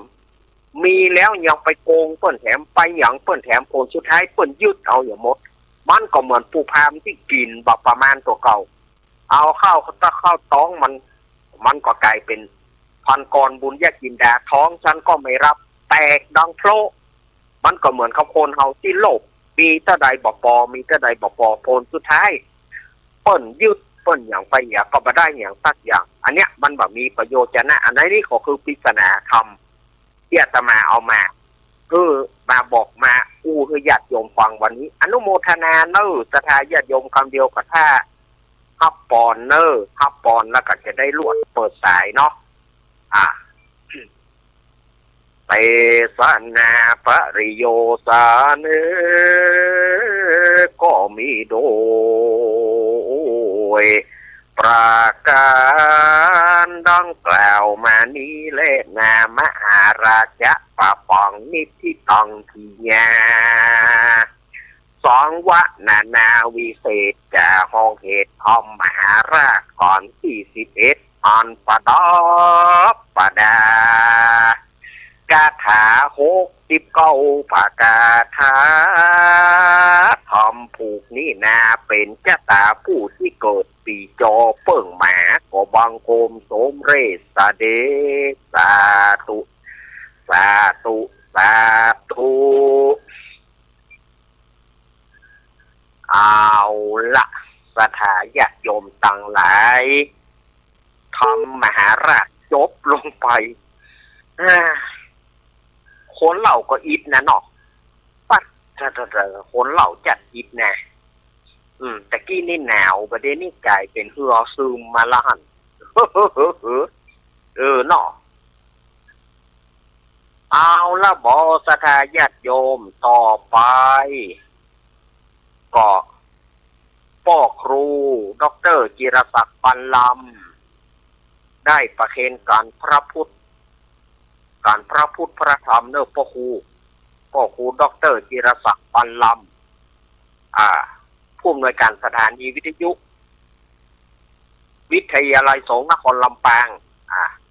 แล้วก็คุณโยมดารุณีผู้ประเคนการพระธรรมเนาะเอาปันกันเนาะพ่อครูจิรศักดิ์พ่อครูด็อกเตอร์พ่อครูด็อกเตอร์ประเคนการพระพุทธแล้วก็คุณโยมดารุณีประเคนการพระธรรมต่อไปก็พ่อสมศักดิ์แม่ศรีเพนเขาไม่สูงมาแล้วเนอะพ่อสมศักดิ์แม่ศรีเพนมาประเคนก่อนแม่เพนจับแม่เพนแตะกรรมพ่อศักดิ์แม่เพนแตะกรรมแล้วก็พ่อศักดิ์ประเคนแม่เพนจับหลังพ่อศักดิ์จับหลังพ่อศักดิ์นั่นแม่สุกเกี้ยวสอนศรีนุสรสถาญาติโยมต่อไปก็เป็นแม่จันเรืองใสแม่เดือนเพ็ญทิมวางแม่การดาศรีเนี่ยพ่ออุดมพุทธวงศ์อันนี้ทีมงานขึ้นสีขาวมาเลยมาประเคนกันมาต่อไป104.50 เมกะเฮิรตซ์104.50 เมกะเฮิรตซ์สถานีวิทยุตัวแทนของ104วัดสายหินประเคนรายการธรรมะคลายเครียดโยมปี้พิสมัยสุริโยดรและทีมงานวันนี้มีป้อหนาน74 ทีวีเพื่อคุณป้อหนาน74 ทีวีเพื่อคุณก็มาตัวโอเคนะป้อหนานมาร่วมกันลุงนุยแม่กรแม่พรเอราวัณแม่พรป่าเศร้าแม่กรกำมลแม่อารีต้นเปาพี่ซองสีอย่างก็เจ๊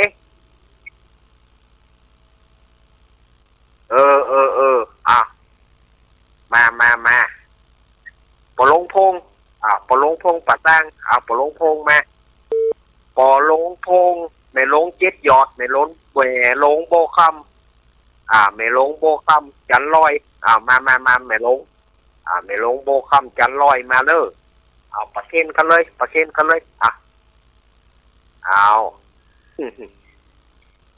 มาเลยปอลงพงคุณได้น้ำได้เอาปอลงพง ปอหลวงพงไปหับกับ98.75 เมกะเฮิรตซ์ห้วยตองสักเรดิโอ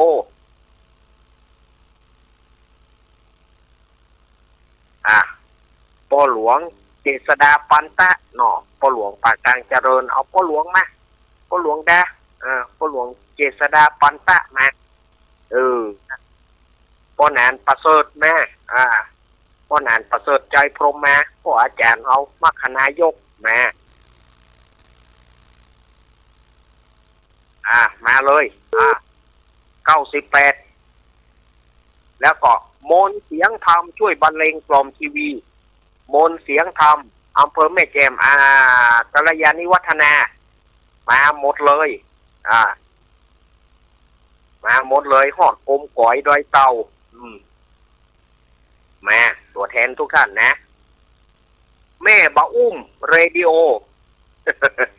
แม่บะอุ้มเรดิโอแม่วางเรดิโอมาเนื้อปึ๊บปะเคนบ้านแป้นเรดิโอบ้านแป้นอำเภอเมืองจังหวัดลำพูนบ้านแป้นมิยองเจ้ายองบ้านแป้นมาเนอ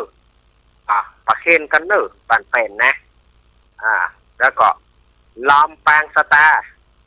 คุณโยมดารุณีมาแถมครั้งหนึ่งปกครูดรจิรศักดิ์วันลำมาครั้งหนึ่ง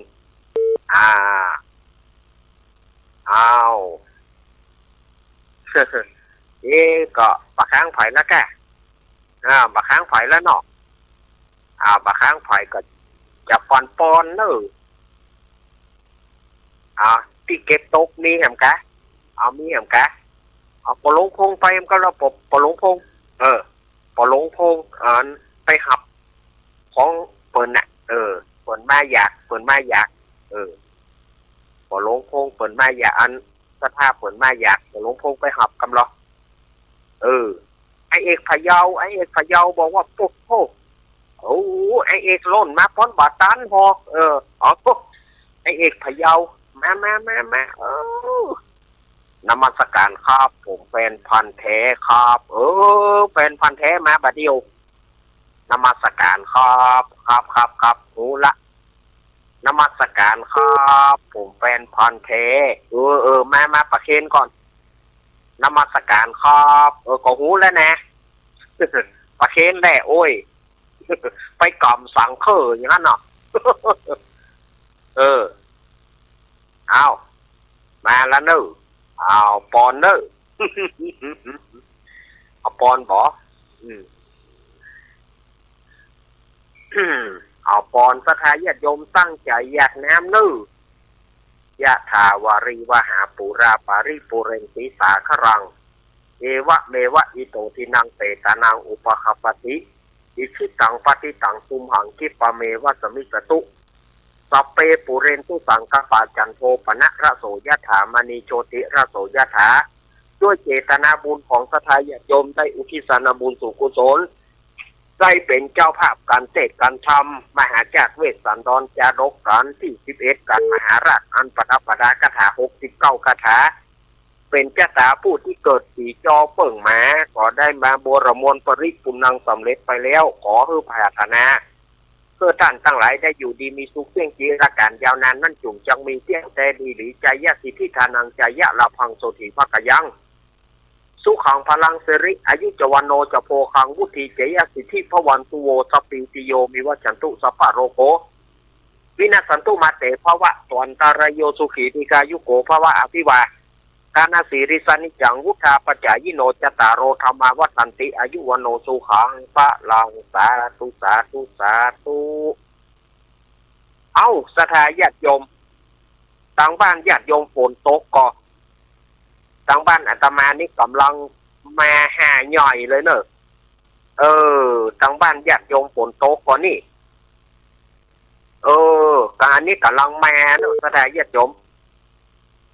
ม่วนแต่ละปีนี้ฝนตกฝนหนาวพระเนนครวนอย่างมันหนาว ฝนหนาวพระเนนครวนเพราะอย่างมันหนาวผ้ามันบางหนาผ ผ้าจีวรนี่นะหันว่าผืนมันย่อยแต่มันบางหนา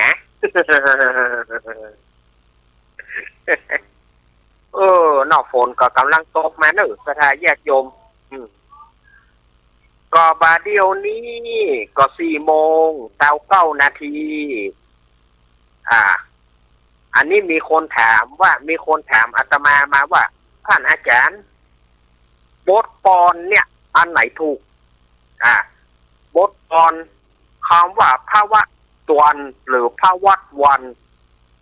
อันไหนถูกมันบ่มีอันใดถูกมันบ่มีอันใดผิด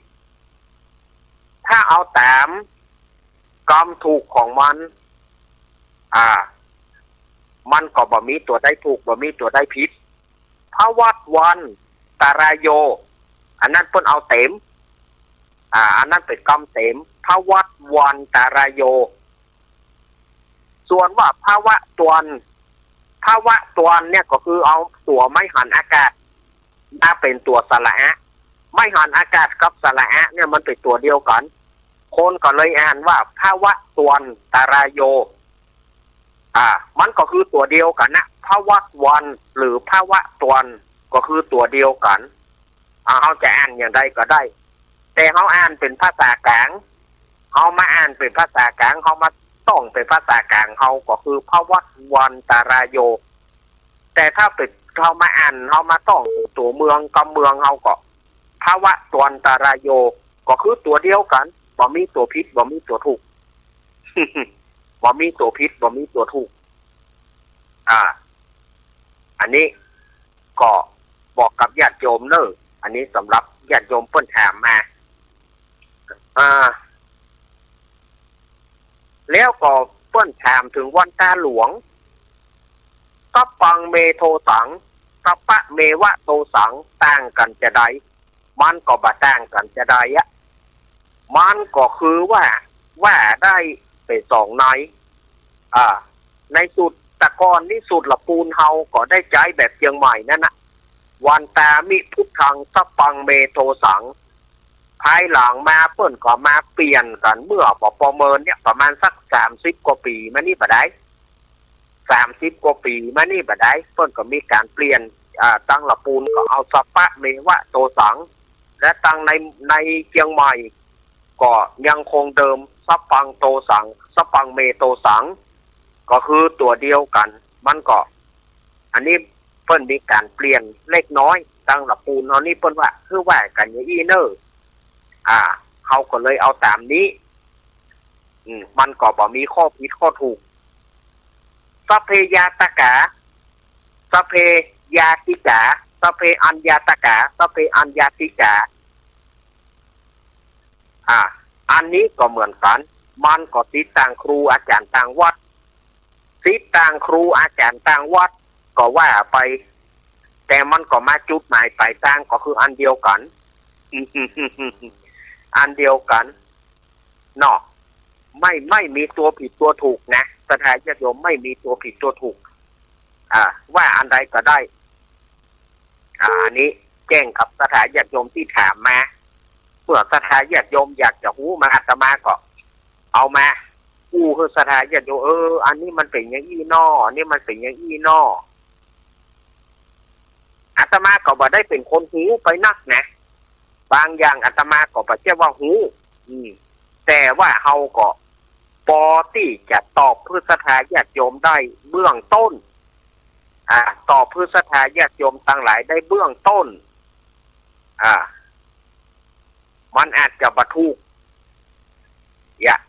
หรือว่ามันอาจจะถูกตามที่อาตมาว่าอาตมาก็ตอบได้เบื้องต้นค่ะนะอย่างบางคนถามอาตมาว่าเพิ่นตายแล้วอาจารย์ก่อนเข้าเพิ่นจะได้รับบ่อันเนี้ยญาติโยมก็ถามครูบาอาจารย์ถามแล้วถามเล่า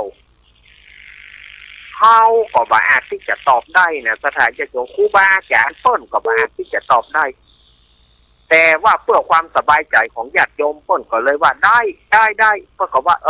เพื่อความสบายใจของญาติโยมการไปแล้วหัวศูนย์โยการไปแล้วหัวว่ามันจะบ่ได้หัวว่าเพิ่นจะบ่ได้อย่างนี้ฉะนั้นญาติโยมก็ เฮาตานถ้าเจตนาเฮาพร้อมจิตใจเฮาบ่ขุ่นมัวเฮาตานไปหาไผก็จะได้สมความมุ่งมั่นปรารถนาญาติโยมไม่ต้องไปซีเรียสถ้าญาติโยมไปคิดอันนั้นคิดนี่มีใจขุ่นมัวโคตรเทื่อลูกโคตรเทื่อเมียมันก็ขุ่นเคืองผลบุญก็จะมาได้ถึงเปิ้นมันก็มาได้ถึงเปิ้นเพราะว่าจิตใจเฮามันบัดต้อมไปหาเปิ้นจิตใจเฮามันบัดต้อมไปหาเปิ้นจิตใจเฮาโคตรนั่นโคตรนี่บึกก็โคตรคือลูกบึกก็โคตรคือเมียบึกก็โคตรคือผัวอ่ะมันก็ผลบุญนั้นมันก็จะบ่ขึ้นมันก็บ่ไปรอดไปถึงยังเขาตั้งหลายอาตมาตอบไปอย่างนี้นะสถาญาติโยมจะไปโคตรเด้ออาตมาจะตอบไปอย่างนี้ที่ญาติโยมถามมาตอนนี้ก็4:35 นาทีอาตมาจะเปิดสายแล้วเด้ออาตมาจะเปิดสายแล้วเด้อบ้านไผ่ฝนตกป้องฮะฝนเลยฤดูแต่สถานญาติโยมฝนเลยฤดูหรอบอกว่ามันลูกที่ไหนมาตกเนาะฝนอย่างอี้ถ้าสมัยก่อนเพราะว่าฝนทำเข้าเฝ้ามันจะมาได้แตกเจริญปอนก็รีบโอยรีบพอรีบพายตลาดเอาไว้ไอ้บัวจะเน่าแม่จันสมมันมีจักมาแล้วโอ้ฝนตกฟังทำของหมด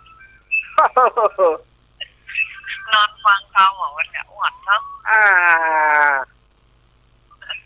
โอ้ฟังทำมันเป็นรักบรรยายทำหมด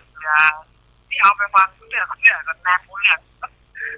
อันนั้นเปิ้นเตะเป็นทำนองออกเปิ้นล้อเปิ้นบ่ได้มาแปลงอย่างที่เราแม่อันนี้เป็นรักอันเกือบนาทีรักสนุกโดยมวดมีฝนกับตกฝนกับตกเนาะตกทั่วกันหมดเนาะไม่สมเนาะเจ้าแล้วก็หนาวแน่เจ้าได้ลงงานไปไหนแน่แกเจ้าฟังอยู่เนื้อเจ้าเรื่องกำลังแข่งเนื้อเจ้าขอบคุณแม่สมเนอะแม่จันสมมันนีจักอันนี้หลังกันแม่สาวแม่อายเนอะแม่อายพุ่นเนอะแม่สม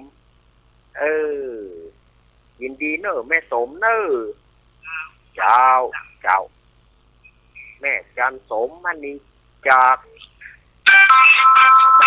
ที่2เจริญปอน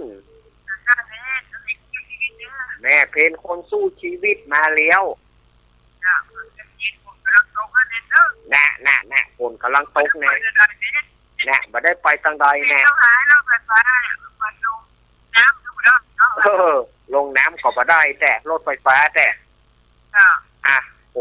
ฝนหายแล้วก็ไปใจเย็นๆประเด็นนี้มันหนาวแต่ไฟสว่างตาเนาะแต่ไฟสว่างตาสว่างตาแต่ไฟสว่างตาเจ้าได้กินร่างกายดีๆเด้อขอบคุณแม่เพนแม่เพน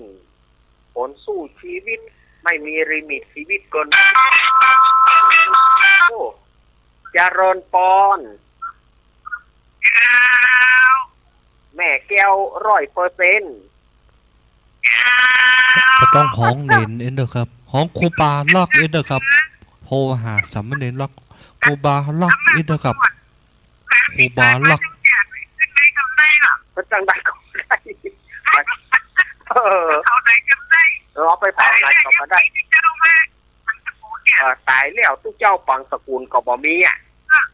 บ่มีเกิดมาถึงจัดเนาะเขาแม่เฮาลูกแม่ยังมาหาลูกได้ลูกลิ้นเนาะเนาะจะไปปังสกุลเพื่อบ่ได้นะ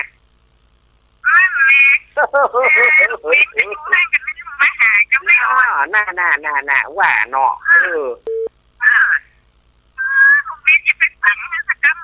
ไปฟังสกุลเพื่อบ่ได้นะเจ้าน่าเห็นอยากพวกใจล่ำเป็นเหลือบอกคนโต๊ะก็บ้านแม่แก้วเนี่ย เอามาหาย่อยๆเลยหาปิ๊กหาบูมเลยประเดี๋ยวนี้เจ้าผลนี่มันถั่วกันนี่นะเหรอลูกเป็นเหรอส่วนนะไม่เกี่ยวกับอยู่ไปอยู่มากอะยามย่างเขาตู้เขตหรือตู้ฝนพรำอีกอะฝนหนาวสาวครวนนี่กันเนาะว่าเล่นมาได้เด้อ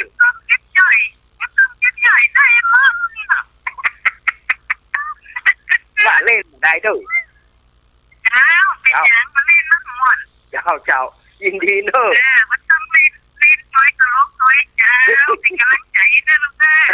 ยินดีเนอะแม่เอาขอบคุณเด้อยายพรก็จะฮ้องแก้ยายพรน่ะเดี๋ยวอีแม่บอกวางสายขึ้นเอา0837611775 0837611775เอาโทรเข้ามา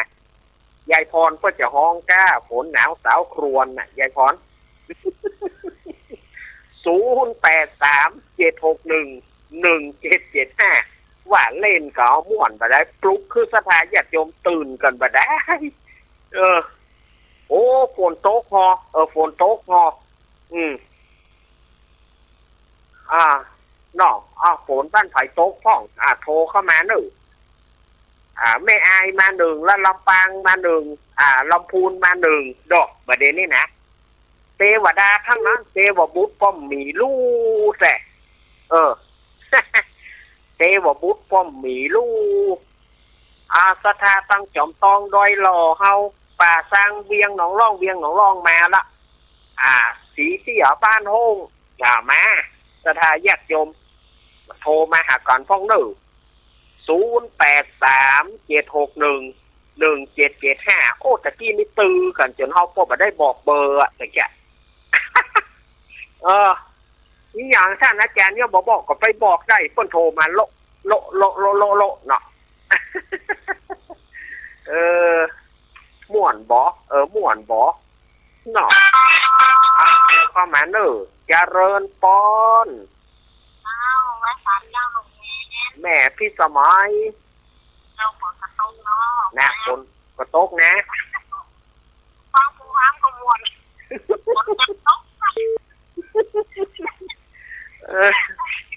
ยุ่งไปทางใดก็บ่ได้บ่ยุ่งบ่ยุ่งแต่ยุ่งแล้วปัญหาเจ้าว่าของความเนาะเป็นกำลังใจนะครับไปสอบแถวทุกเจ้าลำปางว่าทุกเจ้าลำปางก็บอกว่าได้นะอย่าว่าได้นะว่าได้นะอย่าทุกเจ้าที่ไหนก็บอกไปได้อยู่เป็นกำลังใจเนอะยินดีแม่พี่สมัยเนอะแม่พี่สมัยนางแลอาตมาเล่นไปอีแม่เฮ้ยบอกคือแม่เขาเครียดไปได้ในสำรับธรรมมันก็มีแต่นะอีแม่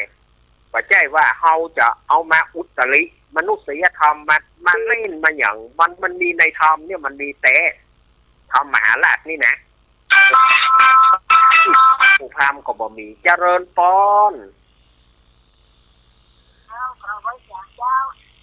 ตั้งได้แม่แม่เรือนแก้วสารพีเชียงใหม่แม่ว่าจะได้ฮะตลกดีตลกดีเนาะเล่านี่ค่ะตลกแล้วไปให้หัวจะคืนมาได้ฮะเนอะให้หัวแล้วคืนมาได้นี่ยุ่งนะเล่าตลกดี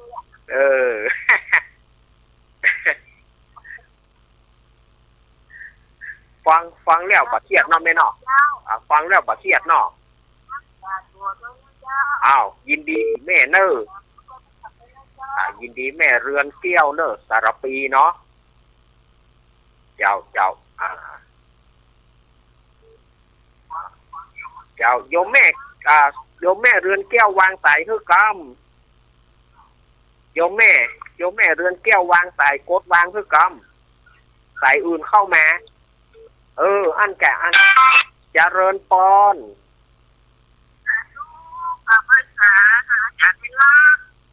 อ้าวจากทางได้แม่อินกันอินอยู่แม่น้อยแม่ศูนย์น้อยอีกาฟังแม่อายมาแล้วก็ฟังตัวมา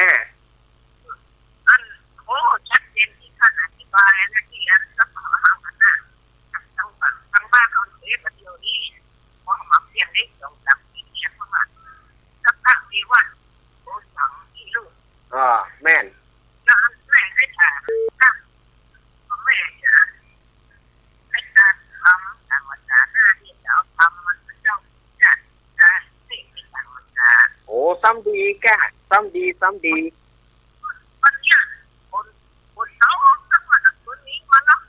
แม่ผมก็วันนี้จะวันค่ะเหมือนกันแม่อินทนินครับที่ทำเนี่ยที่อันขัดผู้ชายเนี่ยเอาประจำปีจะต้องเอาสิ่งว่าเอาขัดเนื้อจ้านะเนาะได้เนาะเปิ้นรวบยอดแม่เปิ้นรวบยอดเลยรวบยอดถึง12ราศีเนี่ยมารวมกันล่ากันนครแม่ก็เนาะมันบ้านเขาเนี่ยแต่ว่าเอาไปซื้อขายแบบนี้ที่ไหนเนาะผมต้องไปขายลูกวันนี้จะไปวันขับคืนลูกเปิ้นเอามารวมกันในทำผูกนี่แม่รวมกันในทำผูกนครได้แม่ได้บ่เป็นหยังเจ้าพระการทำพระเจ้าสิบแจดเนาะตั้งแต่เตมิยะเนาะเตมิยะมหาชนกสุวรรณสามเจ้าได้ค่ะได้หมดแม่เจ้าได้หมดแม่การทำสปัทานังธรรมะทานังทินาติการตานทำย่อมชนะกันตานอย่างอื่นเนาะแม่เนาะเจ้าเขาก็จะว่าเขาเนี่ยมันเจ็บหัวโอ้บาเกียวมันมีที่เฮาแม่เฮาไม่ใช่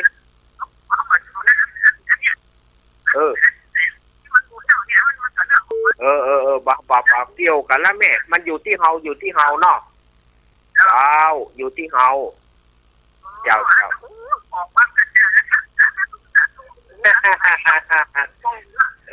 อีกอะไม่ต้องคิดตานเลยเจ้าแม่นบ่มีไผ่ตานมันมีไผ่ตานเสื้อแม่ตานไปเลยเนอะเจ้า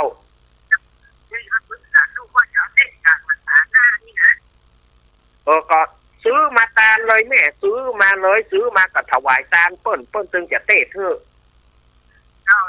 ไปปูจาทำที่ร้านต่างๆร้านขายสังฆทานเปิ้นจะมีทำขายไปที่เรียงที่เอาไปซื้อทำมันได้อย่างก่อนแม่หลายปีแล้วนะเอาเคยไปซื้อการไปซื้อมันก็ไม่ดีนะครับเขาต้องเขาบางคนไปขอซื้อทำผูกเดียวทำเปิ้นมีเป็นชุดไปขอซื้อเปิ้นผูกเดียวเปิ้นไปขายถ้าเปิ้นเพราะบางคนเนี่ยไปถามซื้อทำมาทีผูกเลยอ่ะแล้วแหมตึงมดตึงมวนน่ะเปิ้นจะไปขายคือปล่อยมันบ่ครบองค์เปิ้นน่ะซื้อทำก็ต้องซื้อเป็นชุดกับแม่บางคนไปขอบางคนไปขอซื้อทำเปิ้นผูกเดียวอ่ะไปขอซื้อมหาราชผูกเลยอ่ะแล้วทำ10 กว่าผูกอ่ะถ้าเปิ้นจะเอาไปขายคือปล่อยมันบ่ครบอ่ะ ซื้อก็ต้องซื้อถึงชุดเลยแม่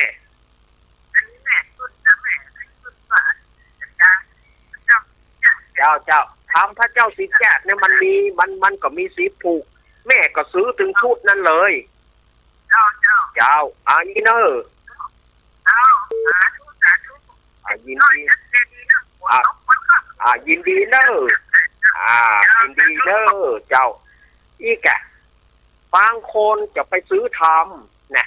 ไปถามซื้อทำบัตรทีเปิ่นผูกเดียวหรือว่าไปซื้อท เตมิยะผูกเดียวเนี่ยคนก็ไปขอซื้อทำมหาชนกผูกเดียวเนี่ย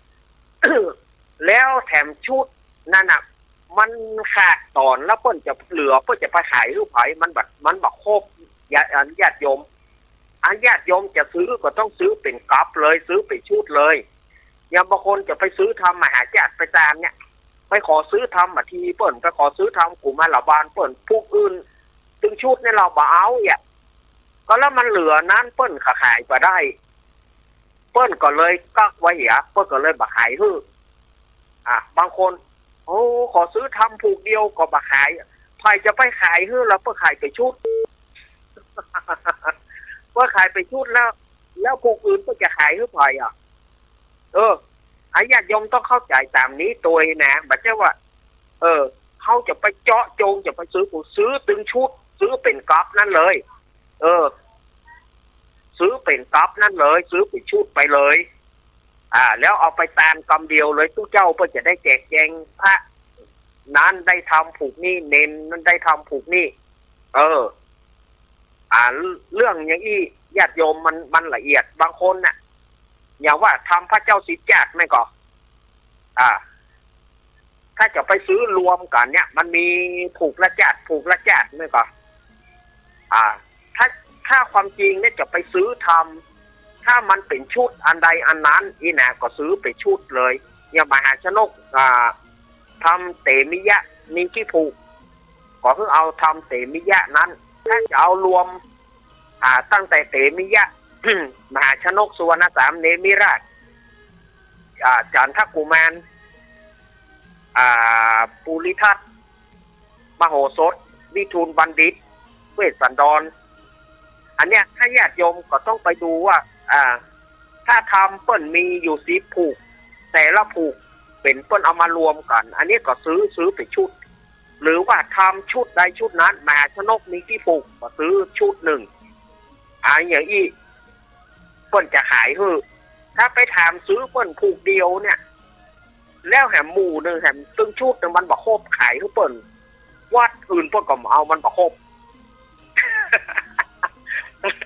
ญาติโยมก็ควรทำตามนี้นะควรจะไปโคดนะเพราะบางคนเนี่ยจะไปซ่อซื้อทำทีสักผูกเลย